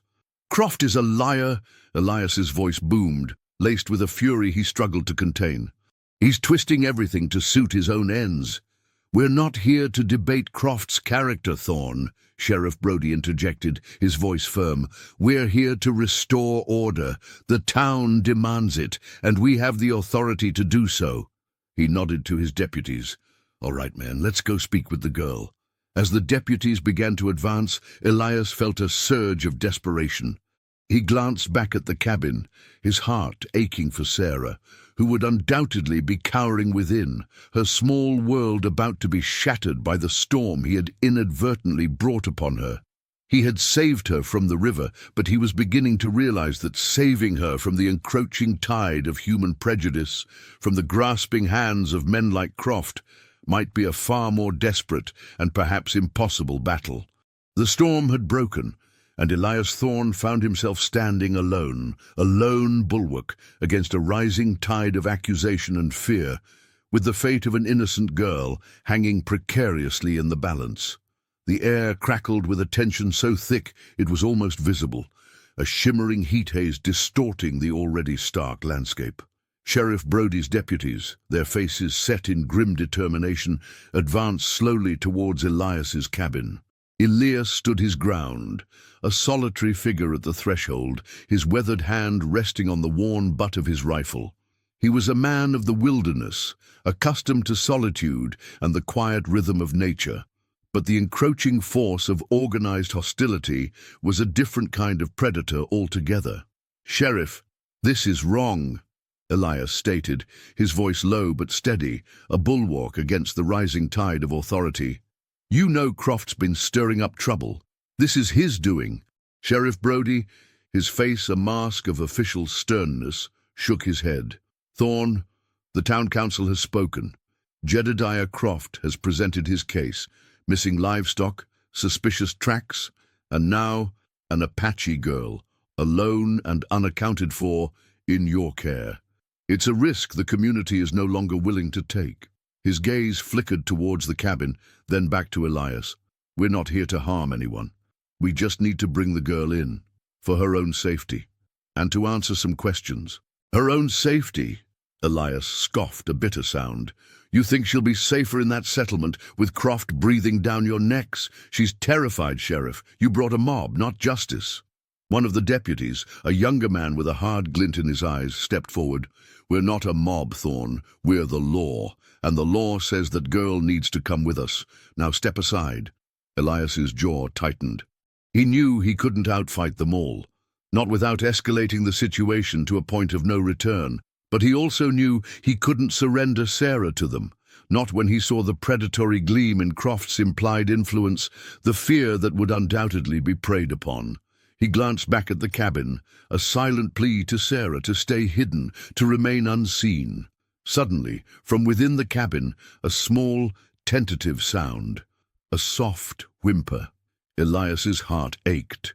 Sarah was undoubtedly frightened by the commotion, by the harsh voices outside her sanctuary. Elias turned back to Brody, his voice hardening. "She's a child I rescued from drowning. You think dragging her out here, under threat, is the right way to handle this? You're creating the disturbance, Sheriff, not me." Brody sighed, a sound of weary resignation. He was a man caught between his duty and a flicker of conscience, pressured by the settlers, yet aware of the injustice unfolding before him. "Thorne, I don't want this, but I have a duty. The people are restless. Croft's been poisoning their minds. You're making this harder than it needs to be." "I'm protecting an innocent," Elias retorted, his voice firm. "Something your men and Croft seem intent on ignoring." The standoff stretched, taut and agonizing. The wind picked up, swirling dust around their feet, mirroring the storm of emotions brewing between them. Elias could feel the deputies shifting their weight, their hands inching closer to their holsters. This fragile peace, brokered by his presence, was about to shatter. Then the cabin door creaked open. All eyes snapped towards the sound. Sarah stood in the doorway, her small frame silhouetted against the dim interior. She wasn't cowering. She wasn't whimpering. Her dark eyes, usually filled with a quiet apprehension, now held a flicker of something Elias hadn't seen before, a nascent resolve, a silent defiance. She clutched a small, intricately woven basket in her hands, her knuckles white. She stepped forward, slowly, deliberately past Elias, and stood at the very edge of the cabin's shadow, facing Sheriff Brody and his men. She didn't speak, but her gaze, steady and unwavering, seemed to hold them all captive. It was a gaze that spoke of resilience, of a quiet strength forged in hardship, a strength that defied the simplistic narrative Croft had so carefully crafted. Elias watched, his breath held tight in his chest. He had stood between them and the law, but now Sarah herself was facing the storm. He knew this moment was critical. Her quiet courage, her refusal to be intimidated, might be the only thing that could shift the balance, that could challenge the assumptions that had led them to his doorstep. The stand at the threshold had begun, and the outcome, Elias knew, would define not only their immediate future, but the very fabric of the fragile existence they had built together in the unforgiving expanse of the West. He stood ready, his rifle held loosely, his heart pounding, prepared to defend her not just with force, but with the quiet, unyielding truth of her innocence. The dust devils danced a frantic jig across the parched earth, mirroring the unease churning in Jedediah Stone's gut. They had finally reached redemption, a town whose name felt like a cruel joke given the grim reality Jed had witnessed in his travels. It was a collection of ramshackle buildings clinging precariously to the side of a dry gulch, smelling perpetually of stale whiskey, desperation, and the cloying sweetness of decay. Jed hadn't seen a place this downtrodden since the cholera outbreak in Cimarron. Willow, perched on the saddle behind him, remained unusually quiet. Her usual keen observation seemed muted, her gaze fixed on the horizon as if searching for a phantom peace. Jed had noticed the change in her over the last few days. The vibrant curiosity that had once sparkled in her dark eyes had been replaced by a contemplative stillness, a shadow of something he couldn't quite name. He'd asked if she was ill, but she'd merely shaken her head, her small hand tightening its grip on his worn leather vest. "Almost there, Willow," Jed said, his voice rougher than usual. He cleared his throat, the sound swallowed by the vast emptiness. "Just need to find supplies, and maybe a warm meal that doesn't involve jerky and beans." He scanned the meager storefronts as they rode down the single rutted street. A saloon, its swinging doors perpetually ajar, leaked raucous laughter and the tinny melody of an out-of-tune piano. Next to it, a general store, its windows dusty and filled with a haphazard collection of goods, bolts of faded calico, dented tins, and sacks of flour. Further down, a blacksmith's forge, currently silent, its anvil cold. And at the very end, a small, unassuming building with a faded sign that read, "Doc Silas Croft, Physician and Surgeon." Jed's instinct screamed at him to keep moving, to find a more respectable settlement. But they were low on provisions, and the horse needed tending. Besides, a part of him, the part that had grown accustomed to Willow's presence, felt a strange reluctance to leave her unprotected in yet another unknown territory. As they passed the saloon, a group of men spilled out onto the boardwalk, their faces flushed with drink. Their eyes, sharp and assessing, fell upon Jed and Willow. He felt a familiar prickle of warning, the instinct honed by years of navigating treacherous company. He tightened his grip on the reins, urging the horse into a slightly quicker pace. "Looky here," one of the men slurred, his voice laced with a coarse amusement. "Ain't that the trapper who's been making noise down by the Blackwood Creek?" Jed's jaw tightened. He hadn't realized he'd been noticed, or that his brief interactions with the locals at the last trading post had garnered such attention. "And who's the little bird he's got perched behind him?" Another man chimed in, his gaze lingering on Willow with an unpleasant intensity. Jed ignored them, his focus solely on the general store. He could feel Willow's slight frame tense against his back, but she made no sound. He taught her to be quiet, to observe, and to trust his lead. Today, he wished she'd speak up, utter a word of complaint or fear, anything to break the heavy silence that had settled between them. They dismounted in front of the general store, Jed tying the horse to the hitching post. As he did, he risked a glance back. The men from the saloon were still watching, their smirks widening. One of them, a burly man with a scar bisecting his left eyebrow, took a step forward, his companions flanking him. "Hold on there, stranger!" the scarred man called out, his voice carrying a faux politeness that Jed recognized as a prelude to trouble. "We ain't seen many new faces round Redemption, especially ones traveling with companions." He let his eyes sweep over Willow again, a dismissive gesture that ignited Jed's temper. Jed turned fully, his hand instinctively resting on the worn handle of the Colt Peacemaker tucked into his waistband. "Just passing through, friend. Need to resupply." "Passing through, eh?" The scarred man chuckled, a dry, rasping sound. "Seems mighty peculiar, though. A lone trapper, and then this little thing. What's her story, if you don't mind an honest man asking? Jed's gaze hardened. He knew this game.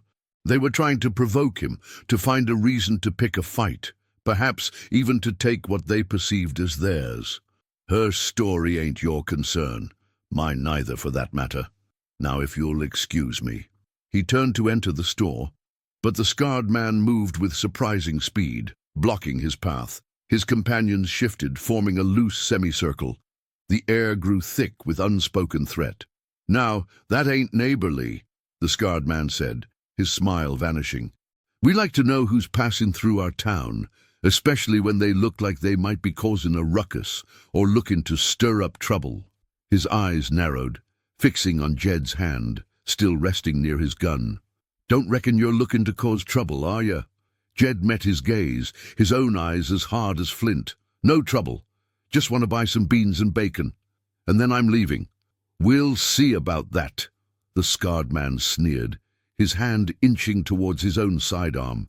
Suddenly, a small, clear voice cut through the tense silence. "He is not causing trouble," Willow said, her voice surprisingly steady, though Jed could feel the tremor running through her.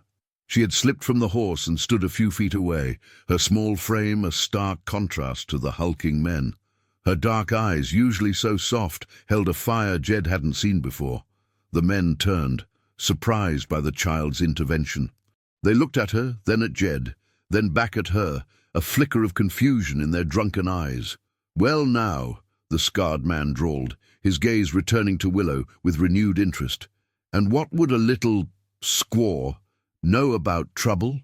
The word hung in the air, heavy with derision. Jed felt a surge of protective rage. He saw Willow flinch, her small shoulders slumping almost imperceptibly, but she didn't retreat. "He saved me," she said, her voice gaining strength. "He saved me from the river. He's not bad." The scarred man burst into laughter, his companions joining him. "Saved you, did he? Well, ain't that touching? Now run along, little bird. This ain't a place for your kind."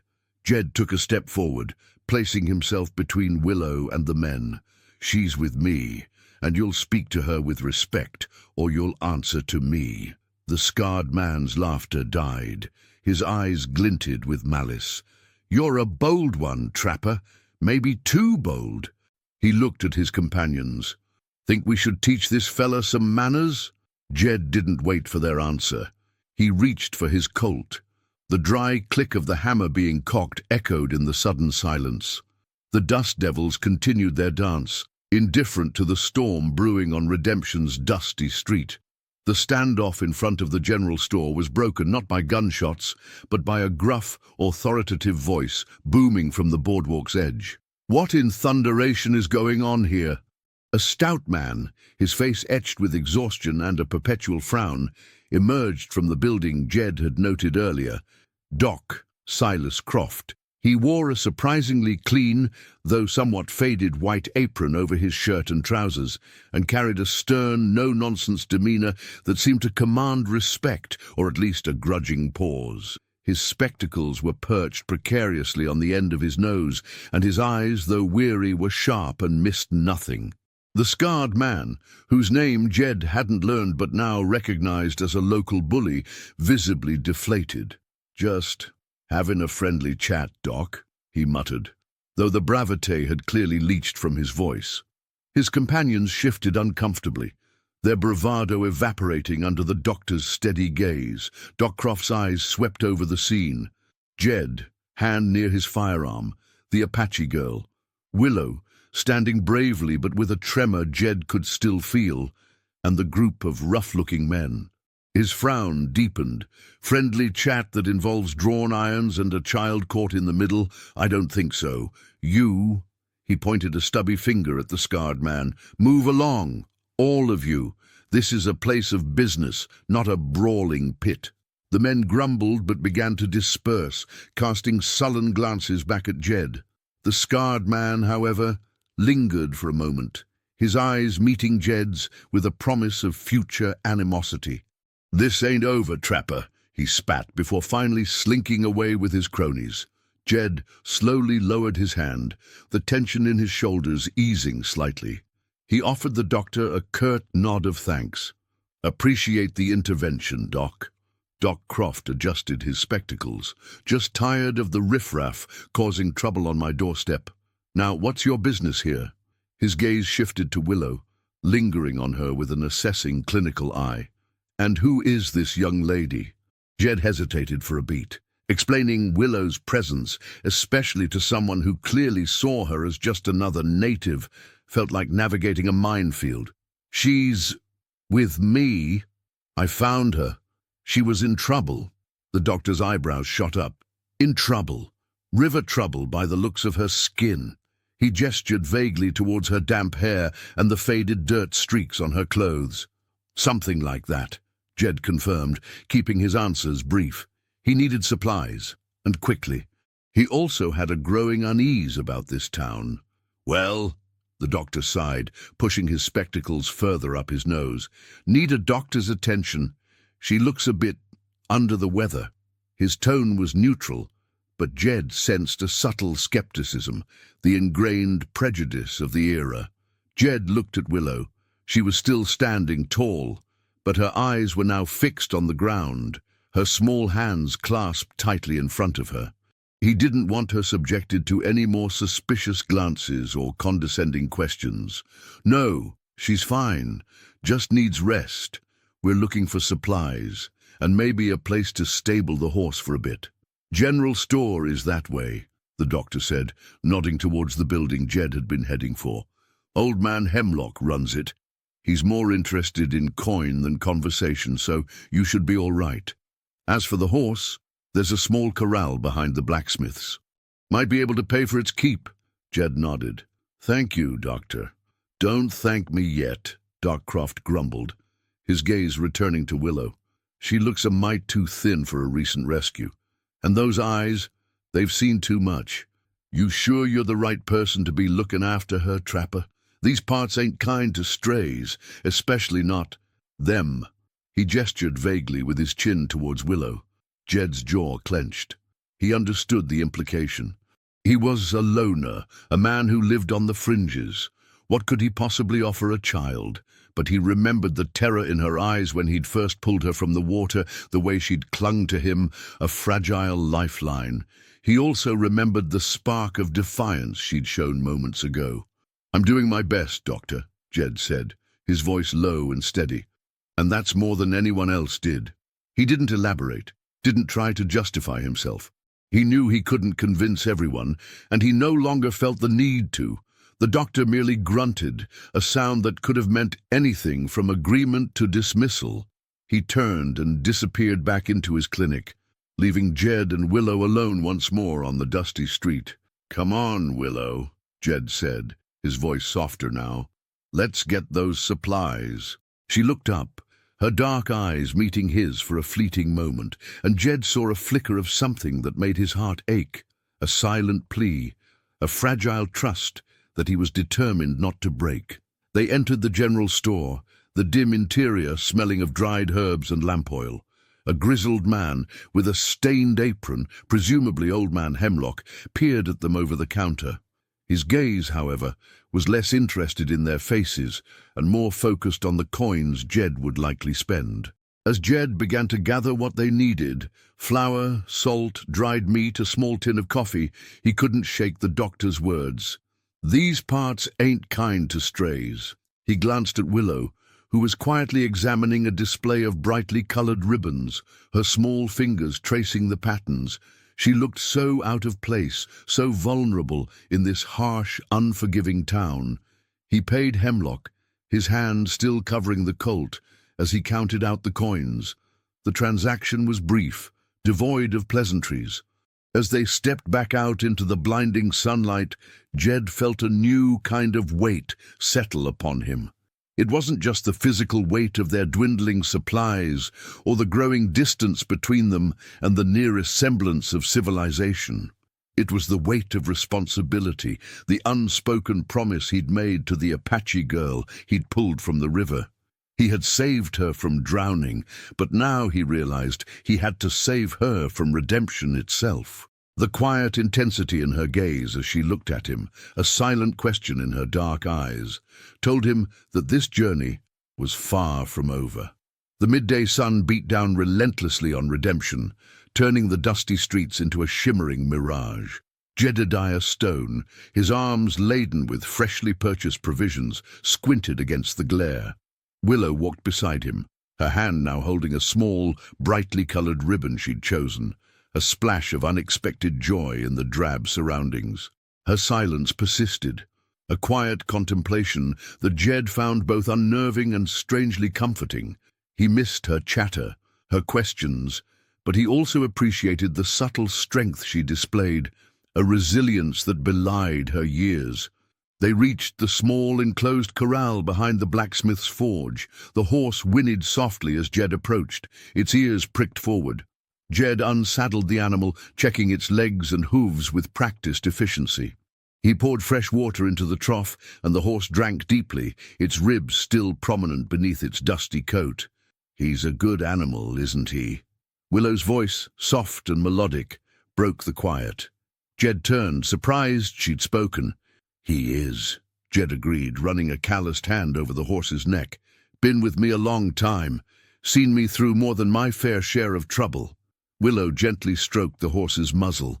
"He looks strong." "He is," Jed reiterated. "Just needs a bit of rest and good feed. We can give him that here for a day or two, maybe." He looked around the corral. It was basic but serviceable.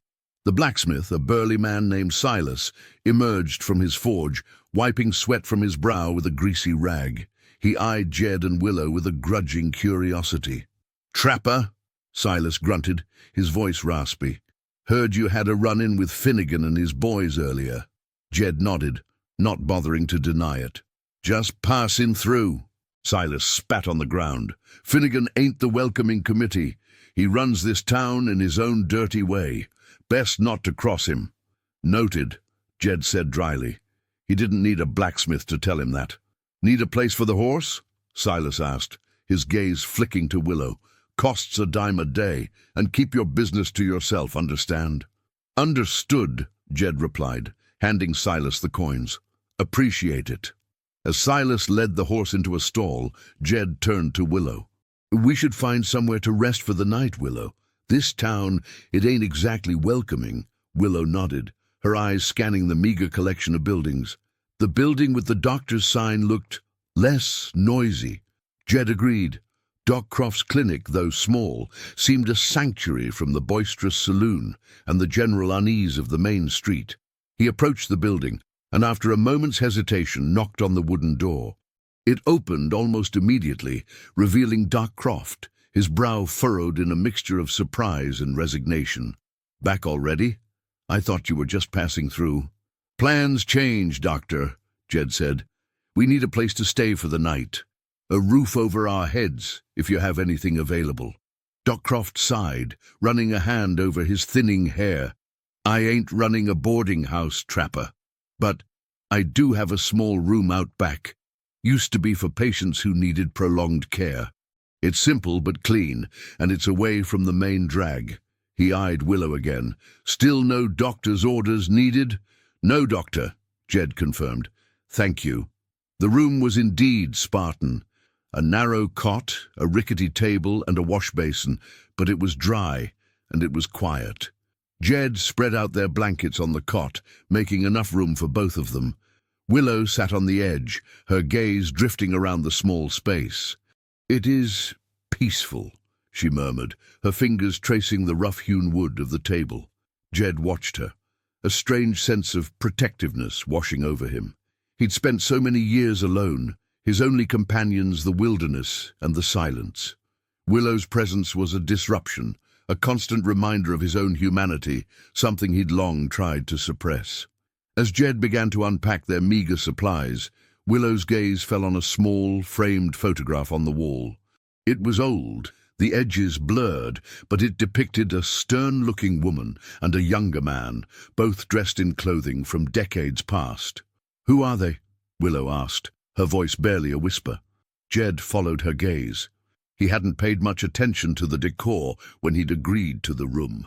He walked over and looked at the photograph. The woman had an air of quiet strength, her eyes holding a familiar glint of resilience. The man beside her was younger, his face open and kind, a stark contrast to the worn, weary man Jed saw in the mirror. I don't know, Jed said truthfully. They must have belonged to the previous owner of this room. Willow's fingers brushed lightly against the glass. She looked like my grandmother. Jed paused. He looked at Willow, then back at the photograph. There was a resemblance, a subtle echo in their facial structure, in the set of their jaw. Your grandmother? Willow nodded, her eyes distant. She was a weaver. She always wore bright ribbons in her hair, like this one. She held up the ribbon she had bought earlier, its vibrant red a stark contrast to the sepia tones of the photograph. She told me stories of the stars and of the wind. A pang of sadness struck Jed. He knew Willow's grandmother was gone, taken by the fever that had swept through her village. He looked at the photograph again, a new understanding dawning. Perhaps this was someone's lost memory, a memento of a life long past. You remember her well, Jed said softly. Willow's gaze drifted back to the photograph. She was good. She made me feel safe. A wistful smile touched her lips. She always said I was a brave child, that I would grow strong. Jed sat down on the edge of the cot, his muscles aching from the long ride and the recent tension. He watched Willow as she continued to gaze at the photograph, her small face etched with a longing he understood all too well. He had rescued her from the river, but he couldn't rescue her from the past, from the memories that haunted her. We all need to feel safe, Willow, Jed said, his voice rough. He reached out, his hand hovering for a moment, before gently resting on her shoulder.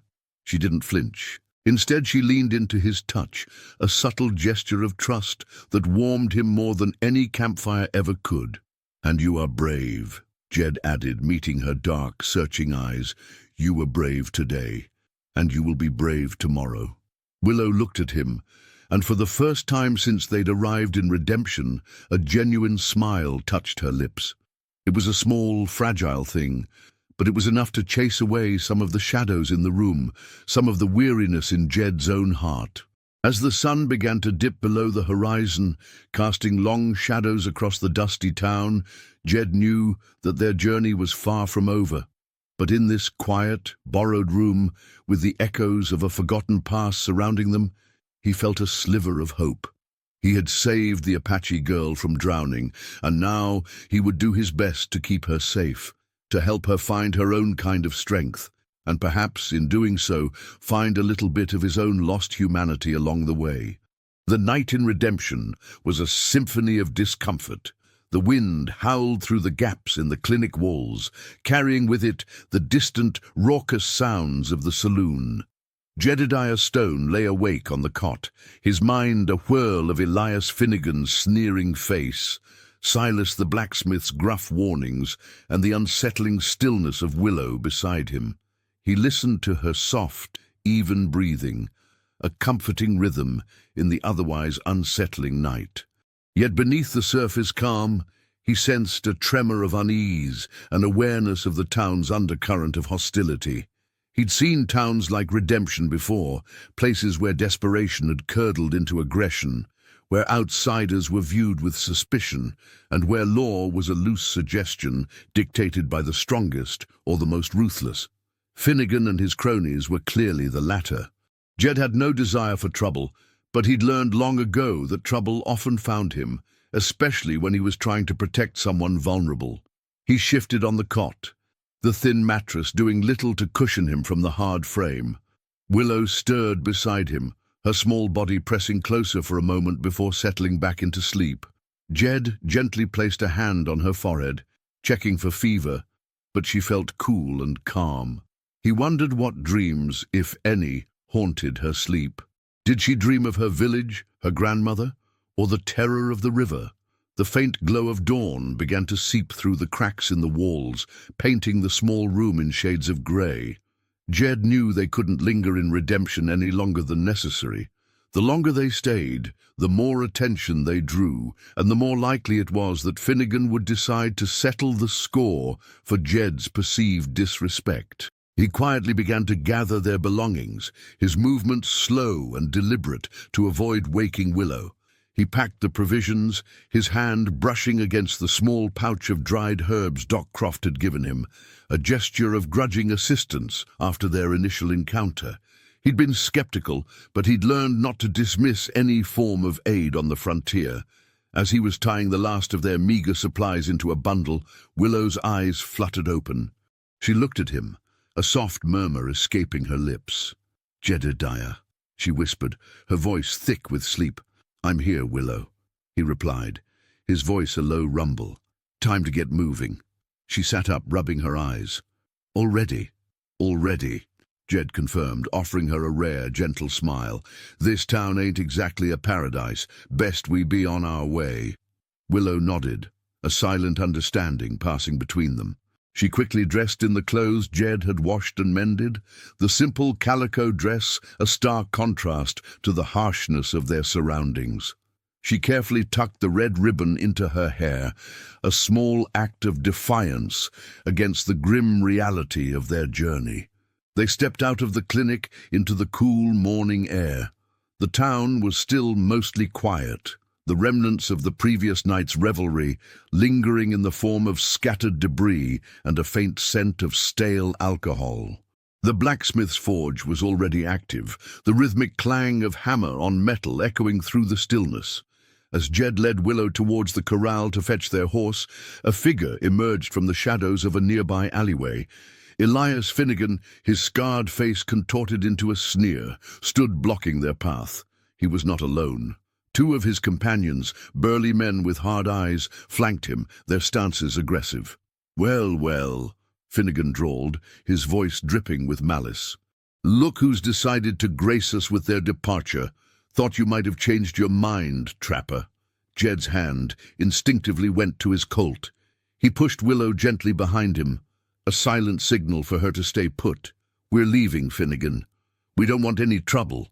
"Trouble finds you, trapper," Finnegan spat, taking a step forward. "And you brought it with you, especially with that little squaw." He gestured towards Willow with disdain. "Don't need your kind causing trouble in redemption." "She ain't causing trouble," Jed retorted, his voice hardening. "I am. If you got a problem, take it up with me." Finnegan let out a harsh laugh. "Oh, I've got a problem, trapper, and it's you. You came into my town, disrespected me, and now you think you can just waltz out like nothing happened." He glanced at his companions, a predatory gleam in his eyes. "I reckon we need to teach you a lesson." Before Jed could react, Finnegan lunged forward, his fist aimed at Jed's jaw. Jed sidestepped the blow, the momentum of Finnegan's attack carrying him past. He turned quickly, drawing his Colt, the familiar weight a comfort in his hand. "Get back, Willow!" Jed shouted, his voice a harsh command. Willow, despite her fear, didn't bolt. She stood frozen, her eyes wide, watching the unfolding confrontation. One of Finnegan's men moved to flank Jed, a glint of steel appearing in his hand. A knife. Jed fired a warning shot, the deafening roar echoing through the quiet street. The bullet ricocheted off the wooden planks of a nearby building, sending splinters flying. The men flinched, momentarily startled. "I said I don't want trouble," Jed bellowed, his gun steady, "but I'll defend myself and the girl." Finnegan, recovering from his missed punch, growled, "You ain't leaving this town alive, trapper." The second companion drew a pistol, its barrel glinting in the morning light. The standoff was tense, the air thick with anticipation. Jed knew he was outnumbered and outgunned if it came to a full-blown shootout. He needed to create an opening, a distraction. Suddenly, from the direction of the blacksmith's forge, Silas appeared, his own hammer in hand, his face grim. "Finnegan, leave him be," he roared, his voice surprisingly loud. "He paid for his horse. He's leaving. You want trouble? Take it up with me." Finnegan's eyes narrowed, torn between his desire for vengeance and the unexpected intervention of the blacksmith. Silas was a man of few words, but he was strong, and he was respected, if grudgingly, in redemption. "This ain't your business, Silas," Finnegan snarled. "When it involves violence on my doorstep, it is," Silas retorted, standing his ground. "Now back off." The stalemate stretched for a tense moment. Jed saw his chance. While Finnegan was momentarily distracted by Silas, Jed grabbed Willow's hand. "Now!" he commanded. He pulled her towards the corral. The horse, startled by the commotion, whinnied nervously. Jed quickly saddled it, his movements hurried but efficient. Willow scrambled onto its back, her small hands gripping the reins. Jed mounted behind her, his Colt still held ready, his eyes scanning the street. Finnegan and his men were advancing again, Silas standing between them, his hammer raised defensively. But Jed knew Silas couldn't hold them off forever. With a flick of his wrist, Jed urged the horse forward, breaking into a gallop. The horse, sensing the urgency, surged ahead, leaving redemption and its troubles behind. Behind them, they heard Finnegan's enraged shouts, but they faded with the wind. As they rode, Willow looked back at the receding town, her face a mask of apprehension. Jed kept his gaze fixed on the dusty trail ahead, his jaw set. He had saved the Apache girl from drowning, and now it seemed he had saved her from the clutches of Elias Finnegan. But the shadow of redemption and the animosity of men like Finnegan would undoubtedly follow them. Their journey was far from over, and the dangers, Jed knew, were only just beginning. The vast, undulating plains stretched out before them, an endless expanse of dry grass and shimmering heat haze. Redemption was a distant memory, a smudge of dust on the horizon. Jedediah Stone urged their horse onward, his gaze sweeping the landscape with a practiced vigilance. Willow rode behind him, her small frame a familiar weight against his back. The red ribbon in her hair was a vibrant splash of color against the muted tones of the prairie, a constant reminder of their unlikely bond. Jed felt a familiar ache in his shoulders, a weariness that went deeper than physical exertion. It was the weight of responsibility, the constant vigilance required to keep Willow safe in a world that saw her as prey. He'd grown accustomed to solitude, to the quiet rhythm of his own company. Willow's presence was a disruption, a constant pull on his emotional reserves, yet he wouldn't have it any other way. He had saved her, and now he was bound to her, a silent promise etched in the harsh realities of the frontier. "Are we going far, Jedediah?" Willow's voice, soft and questioning, broke the silence. Jed considered his answer. "Far enough," he replied, his gaze fixed on the horizon. "Far enough to put redemption behind us, far enough to find a place where we can breathe a little easier." He hadn't planned on taking on a child. His life was one of rugged independence, of solitary hunts and long journeys through unforgiving terrain. But Willow, with her quiet resilience and the unspoken plea in her dark eyes, had become more than just a responsibility.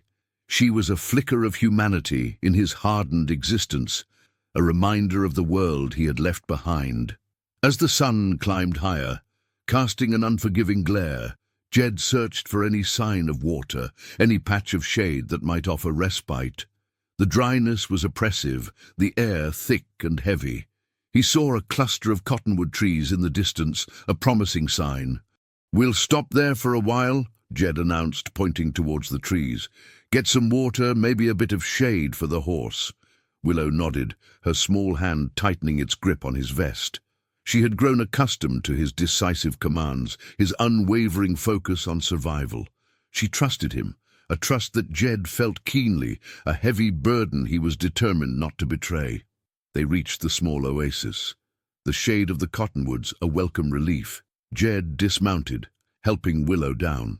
The horse drank greedily from the muddy creek, its flanks heaving.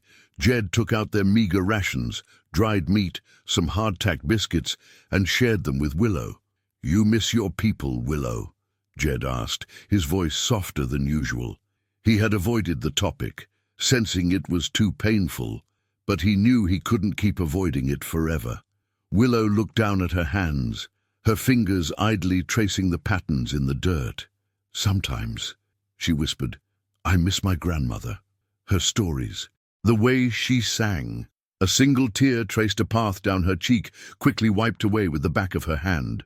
Jed's heart ached. He knew the depth of her loss, the void left by her family and her community. He wished he had the words, the wisdom, to comfort her, to fill that void. But his own life had been a tapestry of loss and isolation, and his comfort lay in action, not sentiment. "She knew you were brave, Willow," Jed said, choosing his words carefully. "She knew you would be strong." He looked at her, at the small, resilient girl beside him. "And you are." Willow looked up, her dark eyes meeting his. A faint smile touched her lips. "You saved me, Jedediah. You are good." Jed shrugged, uncomfortable with the praise. "Just did what anyone would do." He didn't believe it. Not really. He knew he had gone against his own instincts for solitude, for self-preservation. But he also knew that he wouldn't have been able to live with himself if he hadn't. As they rested, Jed's gaze fell upon a weathered, abandoned wagon, half buried in the sand a short distance away. It looked like it had been there for years, a relic of some forgotten journey. Curiosity, a rare companion in his solitary life, drew him towards it. "Stay here, Willow," Jed said, standing up. "I'll just take a look at that old wagon." Willow nodded, settling back against the trunk of a cottonwood tree, her gaze following him. The wagon was a sorry sight. Its wheels had long since rotted away, and the wooden frame was warped and cracked. It looked like it had been abandoned in a hurry, perhaps during a storm or an attack. As Jed examined the interior, his hand brushed against something hard beneath a pile of decaying canvas. He pulled it out, a small leather-bound journal. The pages were brittle, the ink faded, but still legible. It was a diary chronicling the journey of a family traveling west, their hopes, their struggles, their eventual demise. Jed read snippets of entries, tales of hardship, sickness, and the ever-present fear of the unknown. He saw mentions of their children, their dreams of a better life, their eventual abandonment of the wagon due to unforgiving circumstances. He felt a pang of empathy for the nameless family, their hopes extinguished by the harsh realities of the frontier. He thought of Willow, her own lost family, her own uncertain future. He tucked the journal into his saddlebag. Perhaps someday he might find someone to pass it on to, someone who could offer it the closure he couldn't. As he returned to Willow, he noticed her gazing at something in the distance, her brow furrowed. "What is it, Willow?" he asked, his senses immediately on alert. She pointed a small finger towards a faint trail of dust rising on the horizon. "Riders," she said, her voice barely audible. "Many riders." Jed's gaze followed her direction. He squinted, his heart rate quickening. She was right. A group of riders, their numbers difficult to discern from this distance, were approaching. They were too far away to identify, but their pace was steady, purposeful. A familiar knot of unease tightened in Jed's stomach. He didn't like the look of it. Strangers on the open plains could mean anything, a friendly trading party or something far more dangerous. Given their recent encounter with Finnegan, Jed's instincts screamed caution. "All right, Willow," Jed said, his voice firm. "We need to move, now." He helped her onto the horse, his movements quick and efficient. He mounted behind her, his hand reaching for his Colt. The riders were still a considerable distance away, but they were heading in their general direction. Jed didn't want to wait to find out who they were. "Hold on tight," he murmured into Willow's ear. He urged the horse forward, pushing it into a steady trot, then a canter. The dust from the approaching riders seemed to grow with each passing moment. Jed kept his eyes on them, his mind racing. He was responsible for Willow, and he wouldn't risk her safety for anything. The weight of solitude was one thing. The weight of failing to protect someone was another, far heavier burden. He had saved her from the river and from Finnegan, but the frontier was a relentless force, always testing, always threatening. He just hoped he was strong enough to keep facing its challenges for both their sakes. The riders, though numerous, maintained a steady, unhurried pace. Jedediah Stone, his senses on high alert, kept glancing back, calculating the distance, the speed. Willow, perched behind him, remained silent, her small body tense. The cottonwood oasis was now far behind them, and the endless prairie offered little in the way of concealment. Jed knew they couldn't outrun a determined group for long. not with their limited supplies and the need to conserve their horses' strength. "Do you recognize them, Jedediah?" Willow whispered, her voice strained. Jed shook his head. "Too far. But they ain't moving like outlaws. Too organized." Maj, he hoped it was a prospecting party, or perhaps a troop of cavalry on patrol, but on the open plains, hope was a fragile commodity. As the riders drew closer, Jed could make out their attire, worn leather, sturdy boots, and a distinct lack of the flashy accoutrements often sported by bandits. Many carried rifles slung across their backs, but their demeanor seemed less aggressive, more purposeful. Still, Jed kept his hand resting on the grip of his Colt, a silent testament to his readiness. One rider, slightly ahead of the group, raised a hand in a gesture that seemed intended as a greeting. Jed hesitated, his instincts warring with a growing curiosity. He decided to hold his ground, to see what they would do. The lead rider, a man with a weathered face and kind eyes, slowed his horse. He stopped a respectful distance away, his companions fanning out slightly behind him. "Greetings, travelers," the man called out, his voice clear and steady. "We mean you no harm. Just passing through like yourselves." Jed eyed him, his expression unreadable. "And who might you be?" "We're a small settlement, heading west," the man replied. "Looking for a place to call our own. Name's Bartholomew Price. This here's my wife, Sarah." He gestured to a woman riding beside him, her face framed by a simple bonnet, her smile warm and welcoming.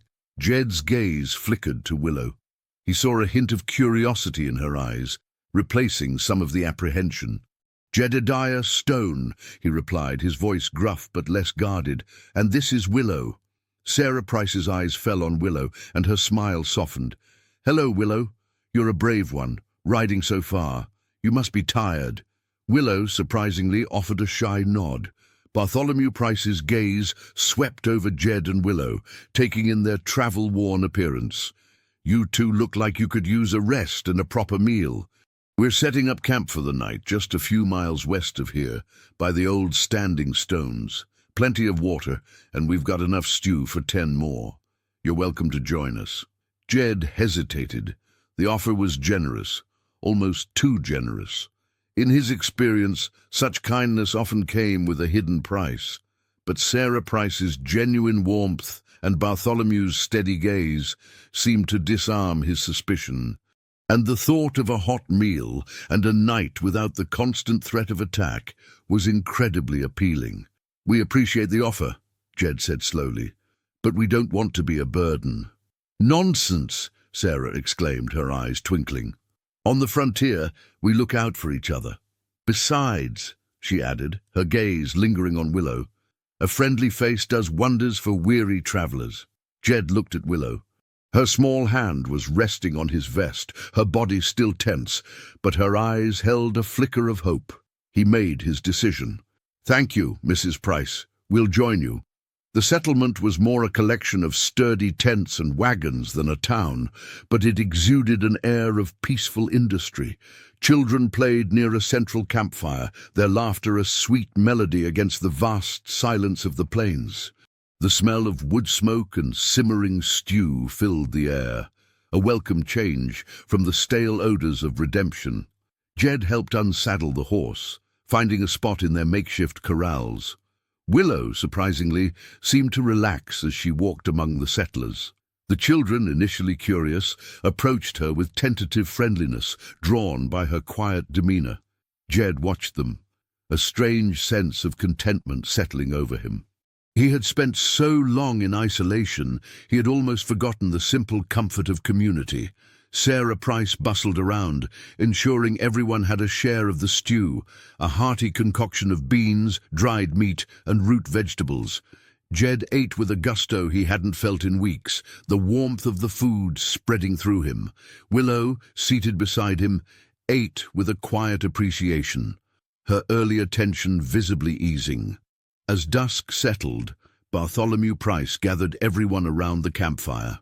He spoke of their journey, their hopes for a new beginning, their shared belief in building a future based on cooperation and mutual respect. He spoke of the challenges ahead, but his words were laced with an optimism that was infectious.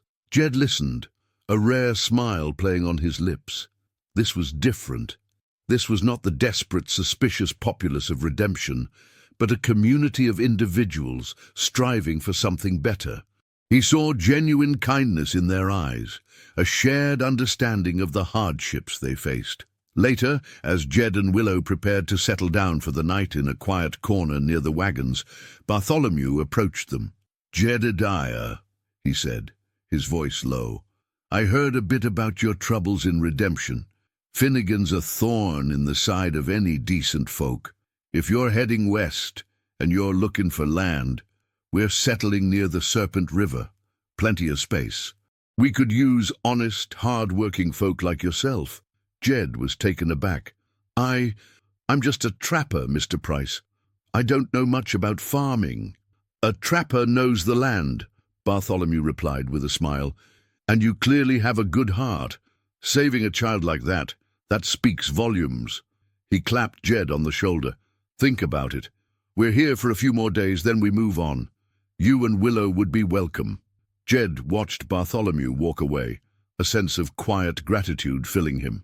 He looked at Willow, who was already snuggled down on a bedroll, her eyes heavy with sleep. The red ribbon was still in her hair, a vibrant splash of hope in the darkening prairie. He had saved the Apache girl from drowning, and he had saved her from Finnegan.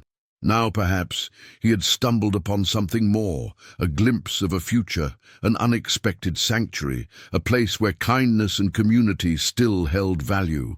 The weight of his solitude felt a little lighter tonight, replaced by the warmth of shared humanity and the quiet promise of a new dawn. The dawn painted the prairie in hues of rose and gold, a breathtaking spectacle that Jedediah Stone had witnessed countless times, yet never failed to inspire awe. This morning, however, there was a new lightness in his chest, a subtle shift in the relentless burden of his solitude. Willow stirred beside him, her small hand reaching out in her sleep, her fingers brushing against his worn tunic. He gently covered her with the blanket, his gaze lingering on her peaceful face. Bartholomew Price's offer echoed in his mind. "We're settling near the Serpent River, plenty of space. We could use honest, hard-working folk." Jed had always been a wanderer, his life dictated by the seasons and the elusive promise of a profitable hunt. The idea of settling, of putting down roots, was a foreign concept, almost alien, yet Willow's presence had subtly altered his world. He saw her need for stability, for a place to belong, a stark contrast to his own rootless existence. He glanced at the assembled settlers, their wagons and tents, a nascent community against the vast landscape. Sarah Price was already tending to a small campfire, her movements efficient and purposeful. Children chased each other, their laughter ringing clear in the morning air. There was a palpable sense of shared purpose, a quiet determination to build something lasting. "Jedediah?" Willow's voice, still laced with sleep, brought him back. She sat up, her dark eyes blinking in the nascent light. "Morning, Willow," Jed replied, offering her a rare, genuine smile. "Ready for breakfast?"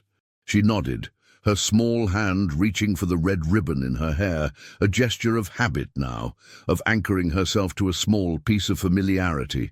As they joined the others for breakfast, Bartholomew approached, his weathered face beaming. "Slept well, did you?" "Good. The Serpent River is a beautiful place, crystal clear water, fertile land. A good place for a fresh start." Jed met his gaze, the unspoken question hanging in the air. "We've been thinking on your offer, Mr. Price." Sarah Price, overhearing, added, "It would be wonderful to have you both join us, Jedediah. Willow, I've saved some extra berries for you.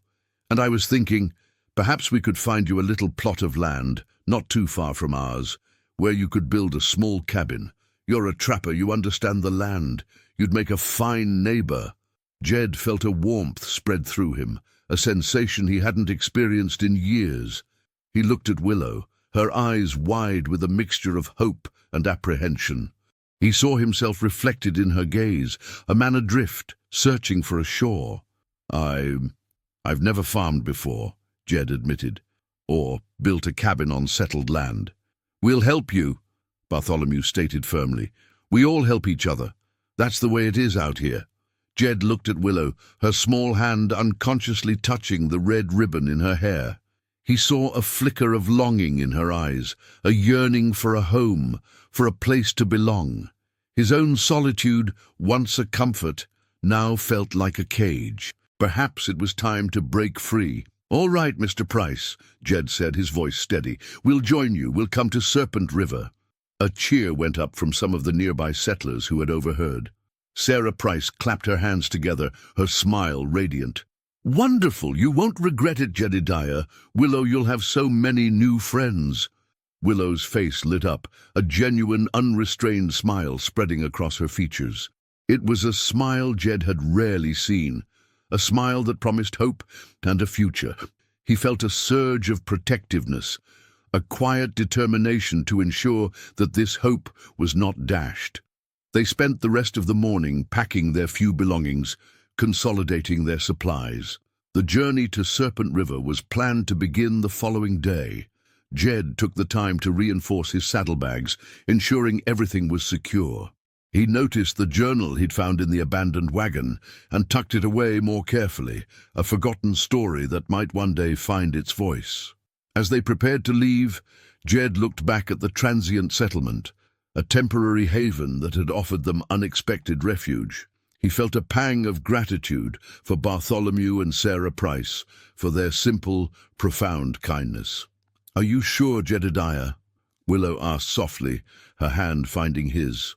Jed looked down at her, his gaze unwavering. "I'm sure, Willow. We'll build a life there, a good life." He squeezed her hand gently. "And no matter what happens, you'll always have me, and you'll always have this." He gestured to the red ribbon in her hair. "A reminder of your strength." She smiled, her eyes shining. "And you saved me, Jedediah. That is more than enough." As they rode away from the fading encampment, the vastness of the plains still surrounded them, but it no longer felt quite so empty. The destination, Serpent River, shimmered on the horizon, not just as a place, but as a promise of a new beginning, of community, and of a chance for a solitary trapper and an orphaned Apache girl to forge a life together, one rooted in the simple yet profound act of looking out for one another. The journey had been fraught with peril, but in the quiet whisper of the wind, Jed heard a new song, a song of hope and of belonging. The journey to the Serpent River was arduous, yet imbued with a newfound sense of purpose. Jedediah Stone rode with Willow perched behind him, their movements a practiced rhythm honed by days of travel. The landscape gradually transformed, the arid plains giving way to rolling hills and a verdant abundance that spoke of life-giving water. The air grew cooler, carrying the scent of pine and damp earth. Bartholomew Price, true to his word, had provided Jed with a rough map, marking a promising area along the river bend where he and his settlers intended to establish their community. "Plenty of good timber there, Jedediah," Bartholomew had explained, his eyes alight with anticipation. "And the soil's rich. You'll have no trouble building a sturdy cabin, and maybe even a small garden, come spring." Jed, a man accustomed to the temporary shelters of the wilderness, found the prospect of constructing a permanent dwelling both daunting and strangely exhilarating. He envisioned a simple log cabin, sturdy and warm, a place where Willow could feel safe and truly at home. He thought of the small journal he carried, a silent testament to lost dreams, and felt a renewed commitment to building a future worth remembering.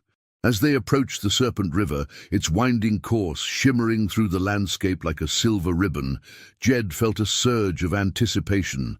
The river itself was more impressive than he'd imagined, wide, clear, and teeming with life. The land surrounding it was lush, dotted with stands of tall pines and sturdy oaks. They found Bartholomew and his settlers already at work, their tents forming a small, industrious village. Wagons were being unloaded, foundations for cabins were being laid, and the air was alive with the sounds of hammers, saws, and cheerful chatter. Sarah Price greeted them with an enthusiastic embrace, her smile as warm as the campfire she tended. "Jedediah! Willow! You've arrived!" she exclaimed, her eyes sparkling. "We've saved you a prime spot right by the riverbank. Plenty of good timber nearby." She gestured towards a clearing, where a few large trees stood ready for felling. Jed surveyed the area, his trapper's eye assessing the quality of the wood, the proximity to water, the natural shelter provided by the surrounding trees. It was a good spot. He could already picture the cabin taking shape. Willow, released from the confines of the saddle, explored the riverbank with wide-eyed wonder.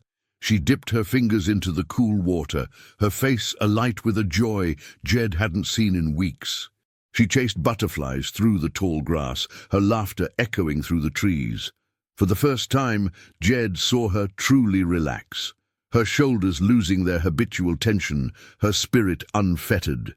Bartholomew, ever practical, arrived with a sturdy axe and a collection of tools. "Let's get to it, Jedediah," he said, clapping Jed on the shoulder. "The sooner we start, the sooner you'll have a roof over your head. And Willow," he winked at the girl, "we'll get you set up with a proper garden patch. You can grow all the bright flowers you desire." The work was demanding, but Jed found a rhythm in it, a satisfying physicality that came from building something tangible. He felled trees with the help of Bartholomew and a few other settlers, his strong arms working with a practiced efficiency. The sounds of their labor mingled with the gentle murmur of the river and the happy shouts of the children. As they worked, Jed found himself drawn into conversations with the settlers, learning about their pasts, their hopes, their shared vision for this new community. He spoke of his own life as a trapper, of his travels, and of Willow, his voice filled with a quiet pride he hadn't realized he possessed. He found that his solitude, once a shield, had left him a little hesitant in social interaction, but the genuine warmth and acceptance of the settlers chipped away at his reserve. One evening, as Jed and Willow sat by the river, watching the stars emerge, Willow spoke of her grandmother. "She always said that rivers are like life, Jedediah," she murmured, her gaze fixed on the water's flow. "They twist and turn. Sometimes they're calm, sometimes they rage, but they always keep moving, always find their way to the sea." Jed listened, the simple wisdom of her grandmother resonating deeply within him. He thought of his own journey, the unexpected turns, the moments of raging despair, and the quiet calm that now settled over him. He had saved Willow from drowning, and in doing so, he had found his own way to the sea, his own place of belonging. As Jed began to construct the cabin, guided by Bartholomew's advice and the shared labor of the community, he found that his hands, once skilled only in the art of survival, were now capable of building a home. Willow, in her own way, contributed to their burgeoning life. She helped Sarah Price tend to the communal garden, her small hands surprisingly adept at planting seeds and weeding. She learned the names of the wildflowers that bloomed along the riverbank, her innate connection to nature evident in every touch, every gentle glance. Jed watched her, his heart swelling with a protective love that had grown stronger with each passing day. He had rescued her from the unforgiving currents of a river, but he had also rescued her from the vast emptiness of loss and isolation. And in doing so, he had found something he never knew he was searching for: a purpose, a connection, a home. The Serpent River, with its gentle embrace, was not just a geographical location, it was becoming a sanctuary, a place where a trapper and an orphaned Apache girl could finally begin to heal, to grow, and to live. The shadow of redemption and the memory of Finnegan began to recede, replaced by the promise of a brighter future, nurtured by the kindness of strangers and the enduring strength of an unlikely bond. The construction of Jedediah Stone's cabin progressed steadily, a testament to the combined efforts of the Serpent River settlers. The rough-hewn logs, felled from the surrounding pine forest, were stacked with surprising precision, guided by Bartholomew Price's patient instruction and Jed's growing familiarity with the tools. Willow, meanwhile, had found her niche assisting Sarah Price in the communal garden, her small hands busy with the delicate task of nurturing young plants. The red ribbon in her hair, now a familiar sight, seemed to bloom brighter amidst the burgeoning greenery. Despite the outward harmony, a subtle unease began to creep into Jed's thoughts, a whisper of doubt that had been dormant since their arrival. It wasn't born of any specific incident, but rather a deep-seated familiarity with the unpredictable nature of frontier life. He had seen communities rise and fall, trust erode, and good intentions crumble under the weight of hardship and suspicion. He watched the settlers, their faces etched with optimism and determination, and a part of him couldn't shake the feeling that it was too good to be true. He'd seen Elias Finnegan's brand of hostility and redemption, and he knew such men rarely stayed contained within the confines of a single town. The whispers of their arrival, though faint, were beginning to stir in his mind. One evening, while mending a tear in Willow's dress by the dim light of their oil lamp, Jed found himself rereading snippets from the leather-bound journal he'd found. The entries spoke of the settlers' initial optimism, their dreams of a prosperous future, quickly followed by accounts of dwindling supplies, harsh winters, and increasing friction among the group. The parallels, though unsettling, were undeniable. Willow, sensing his quiet preoccupation, looked up from her drawing. "Jedediah, are you sad?" Jed forced a smile, pushing the journal aside. "No, Willow, just thinking." "Thinking about Finnegan?" she asked, her voice barely a whisper. Jed's heart gave a little lurch. He had tried to shield her from the darker aspects of their past, but he knew she remembered redemption, remembered the fear. "No, not him," he lied, not wanting to burden her. "Just thinking about building this cabin. It's a lot of work." Willow nodded, accepting his explanation. But her dark eyes, so often filled with a child's innocent curiosity, now held a flicker of the same wariness that Jed felt stirring within him. She had seen too much, too soon, to remain entirely untouched by the shadows. The next day, while scouting for additional timber further upriver, Jed encountered Silas, the blacksmith from Redemption. Silas, it turned out, had decided to relocate his forge, seeking a more peaceful existence away from Finnegan's influence. He greeted Jed with a gruff nod. "Trapper," Silas acknowledged, his hammer resting on his shoulder. "Heard you settled down here. Good for you. Finnegan's a snake, always will be." Jed couldn't help but voice his nagging concerns. "You think he'd come this far, Silas?" Silas spat on the ground. "Finnegan's got a long memory and a short temper. If he thinks you disrespected him, he won't forget it. He might not come himself, but he's got friends who owe him favors." The conversation left Jed with a lingering chill. Silas's words confirmed his deepest fears. The peace they had found at Serpent River felt fragile, precarious. He looked back towards the burgeoning settlement, the cheerful sounds of construction and children's laughter suddenly seeming less robust, more vulnerable. He returned to the cabin site, his mind preoccupied. He found Bartholomew discussing planting strategies with Sarah, their faces alight with the promise of the harvest. Jed watched them, a pang of guilt hitting him. He didn't want to be the harbinger of bad news, the one to cast a shadow over their hopeful endeavors. Later that evening, as Jed sat by the newly constructed hearth, the scent of pine filling the air, he looked at Willow. She was meticulously arranging dried wildflowers on a small wooden shelf Jed had built for her. The red ribbon was neatly tied around a bundle of lavender. She looked content, safe. "Jedediah," she said softly, her voice breaking the quiet, "when will we have a real garden, like Sarah's?" Jed turned to her, his heart heavy. He wanted to give her everything she desired, to shield her from any hardship, but he also knew that the frontier was a land of constant challenges. "Soon, Willow," he replied, his voice carefully modulated. "As soon as we can.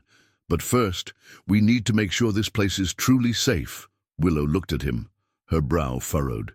She sensed the shift in his demeanor, the subtle tension that had returned. "Safe from what, Jedediah?" Jed hesitated, the words catching in his throat. He couldn't lie to her, not entirely. He looked at the small journal tucked away in his saddlebag, at the fragile seeds of doubt that had begun to sprout in his mind. He had saved the Apache girl from drowning, but he was beginning to realize that protecting her and this nascent community from the shadows of the past might be an even greater challenge. The seeds of doubt, once sown, were beginning to take root, threatening to undermine the very peace they had worked so hard to build. The air in the Serpent River settlement, once filled with the optimistic hum of construction and shared purpose, had grown heavy with a subtle tension. Jedediah Stone felt it keenly, a prickle of unease that had been growing since Silas's warning. He'd tried to dismiss it, to attribute it to his own ingrained wariness, but the journal he carried, with its tales of hardship and fading hope, seemed to whisper a cautionary tale. Willow, too, sensed the shift. Her bright laughter, once a frequent sound along the riverbank, had become more reserved, her eyes now holding a familiar guardedness. The initial harmony of the settlement began to fray at the edges. Minor disputes, once easily resolved with Bartholomew Price's steady hand, now seemed to fester. Disagreements over water rights, the distribution of communal resources, and the best approach to the upcoming planting season became more frequent, more heated. Jed watched it unfold, a knot tightening in his stomach. He saw the same seeds of discord he'd read about in the abandoned journal, the slow erosion of community under the pressure of scarcity and fear. One evening, as Jed was showing Willow how to properly sharpen his trapping knives, he noticed a group of settlers huddled together near the general store, their voices low and urgent. He couldn't make out the words, but the furtive glances they cast in his direction, and towards Willow, spoke volumes. They were talking about them. "Jedediah," Willow whispered, her hand finding his. "They look angry." Jed pulled her closer, his gaze steady. "Just some folks worried about the harvest, Willow. Nothing for us to fret about." But he knew it was more than that. The whispers that had followed them from redemption, the insinuations about his past and Willow's presence, were finding fertile ground here. Bartholomew Price, usually a beacon of calm, seemed increasingly strained. He spent long hours mediating disputes, his brow furrowed with worry. Sarah, though outwardly maintaining her cheerful demeanor, confided in Jed one afternoon. "It's getting difficult, Jedediah. People are anxious. The winter was harsh, and if this spring planting doesn't go well—" She trailed off, her gaze sweeping over the river, the nascent cabins, the worried faces. Fear makes people turn on each other. Jed understood. He'd seen it before. The frontier demanded resilience, not just from the land, but from the people. And when that resilience faltered, suspicion and blame often filled the void. He found himself spending more time observing, less time participating in the communal activities. He checked his traps more frequently, venturing further upriver, the solitude of the wilderness a strange comfort compared to the growing disquiet within the settlement. One afternoon, while checking a snare line near the treacherous rapids, Jed heard a panicked cry. He sprinted towards the sound, his heart leaping into his throat. He found two of the younger settlers, boys he'd seen playing by the river, struggling in the swift current. One of them, the one who'd been so eager to talk about Finnegan, had slipped and fallen in, and his friend was desperately trying to pull him out. Without a second thought, Jed plunged into the icy water. The current was powerful, dragging at him, threatening to pull him under. He fought against it, his focus solely on the struggling boys. He reached them, his strong arms locking around the weaker of the two, and with a surge of adrenaline, fought his way back to the riverbank, dragging both boys, sputtering and terrified, onto solid ground.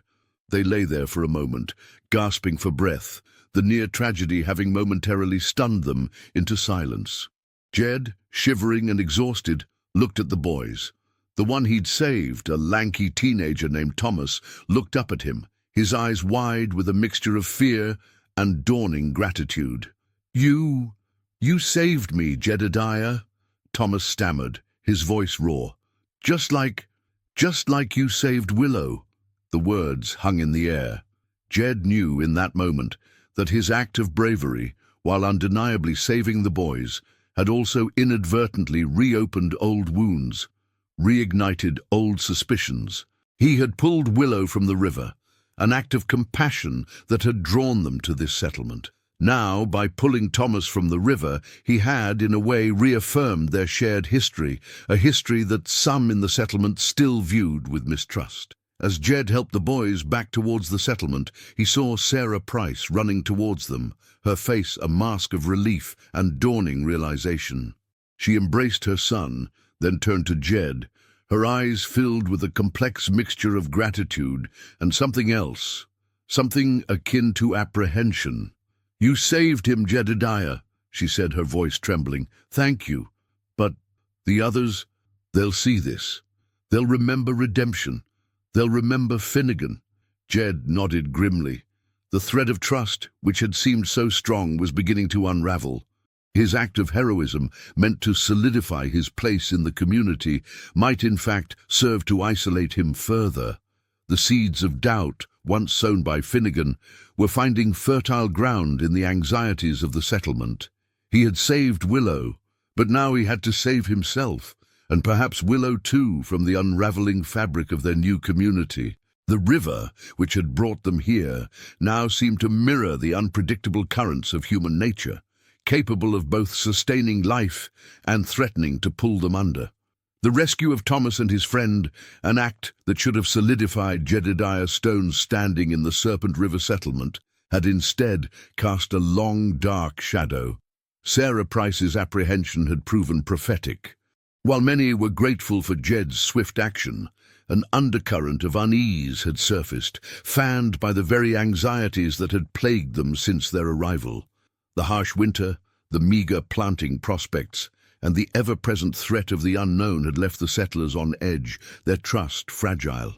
Jed felt it in the averted glances, the hushed conversations that ceased when he approached. He saw it in the way some parents now kept a closer eye on their children when Willow was nearby, the red ribbon in her hair, once a symbol of her resilience, now a stark reminder of her Apache heritage. The narrative that Elias Finnegan had so skillfully woven in redemption, portraying Jed as a potentially dangerous outsider and Willow as a symbol of untrustworthy otherness, was beginning to take root here as well. The journal Jed carried, with its stark accounts of past communities fracturing under pressure, seemed to mock his optimism. He found himself withdrawing, spending more time in the solitude of the woods, his trapping routes extending further upriver, away from the growing disquiet. Willow, sensitive to his mood and the subtle shift in the settlement's atmosphere, became even quieter, her laughter less frequent, her eyes holding a perpetual shadow. One afternoon, while Jed was meticulously cleaning his rifle outside their newly completed cabin, Bartholomew Price approached, his usual cheerful demeanor replaced by a look of profound weariness. "Jedediah," Bartholomew began, his voice low, "we need to talk." Jed met his gaze, his own jaw tight. He knew what was coming. "About Willow?" Bartholomew sighed, running a hand through his thinning hair. "It's not just about Willow, Jedediah. It's the settlement. People are scared. They talk about Finnegan, about the trouble he stirred up, and now, with Thomas almost drowning, some folks are saying it's a bad omen, that your presence here, and Willow's, it's bringing bad luck." Jed's hand tightened on his rifle. "Bad luck? I saved 2 boys, Bartholomew, 2 boys from this settlement." "I know that, Jedediah," Bartholomew said, his voice laced with frustration. "And I'm grateful. Sarah's grateful. But not everyone sees it that way. They remember redemption. They remember Finnegan's words. They're afraid of what might happen if those troubles follow us here. They say Willow should go, that maybe her people should take her back." The words struck Jed like a physical blow. He had brought Willow here, offering her a sanctuary, a home. Now the very people who had welcomed them were suggesting she be cast out, a scapegoat for their anxieties. "Her people are gone, Bartholomew," Jed said, his voice dangerously low. "She's alone. And she's with me. I won't let her be driven out. I understand that, Jedediah, Bartholomew pleaded, but I'm trying to hold this community together. If this fear continues to grow, it could tear us apart. Finnegan, he's been seen near the territory. Whispers are he's looking to expand his influence. If he hears about Willow, he'll use it. The mention of Finnegan sent a chill down Jed's spine. He knew the man's ruthlessness, his ability to exploit any weakness, any division. If Finnegan saw an opportunity to sow discord, he wouldn't hesitate. "So, what are you saying, Bartholomew?" Jed asked, his gaze hard. "Are you asking me to leave? To send Willow away?" Bartholomew looked pained. I don't know what to say, Jedediah.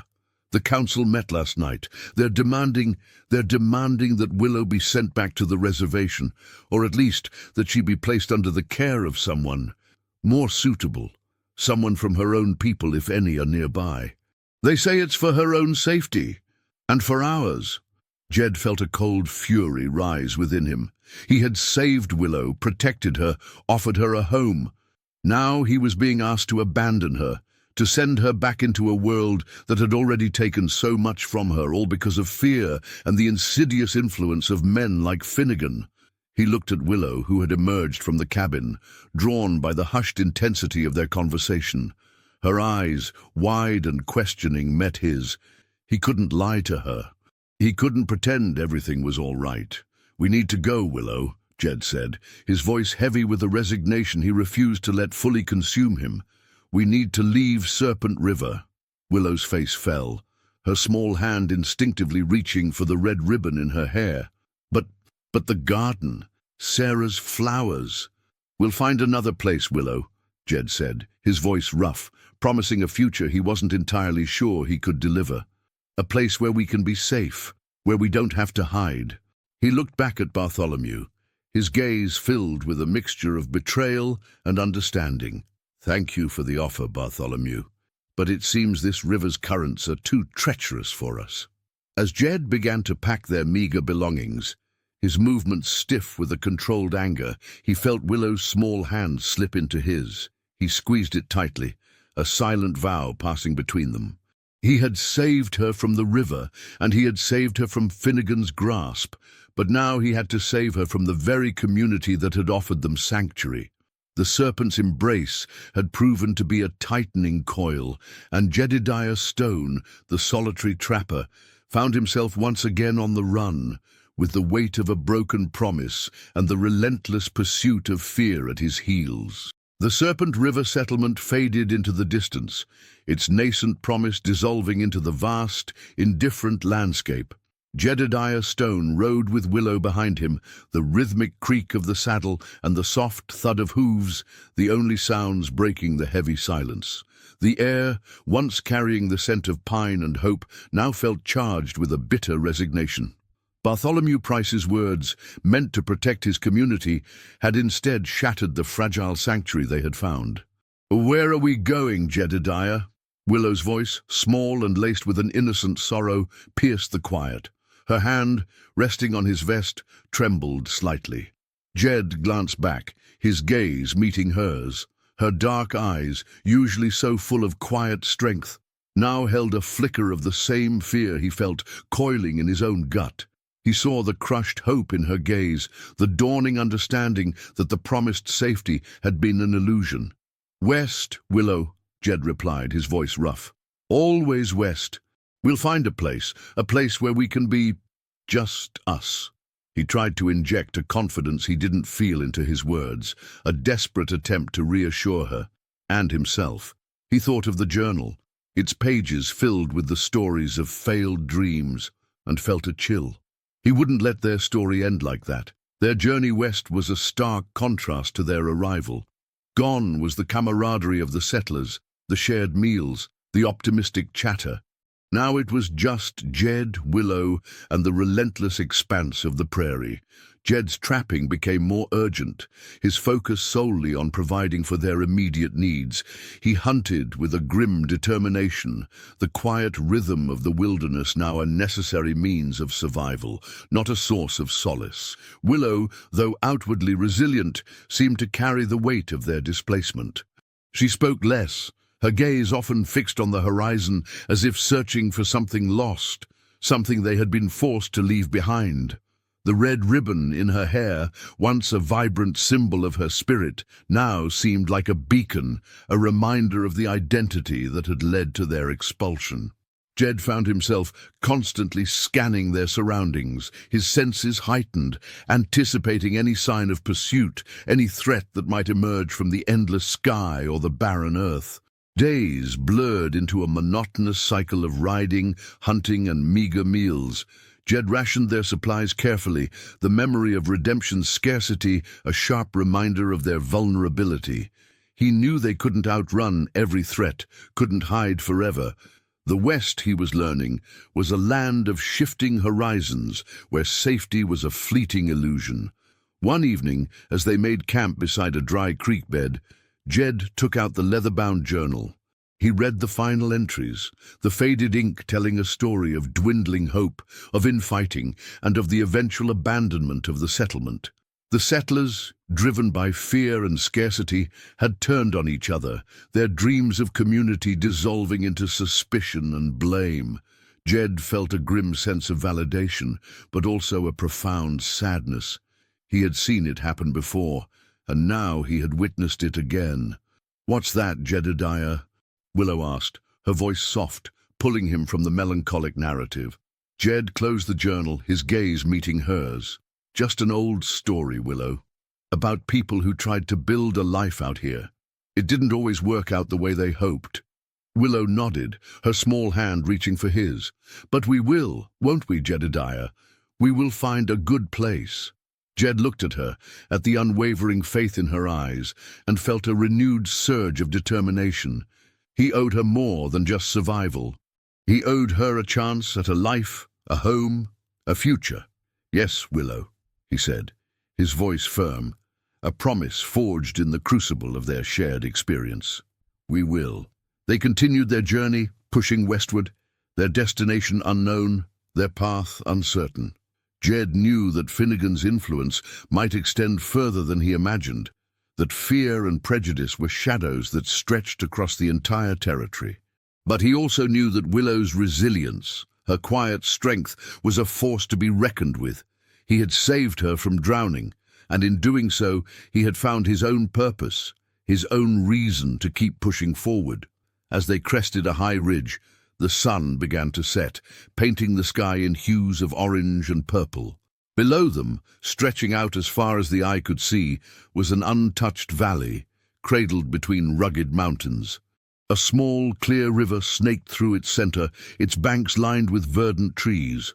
It was a vista of raw, untamed beauty, a place where the land seemed to hold its breath, waiting for new life.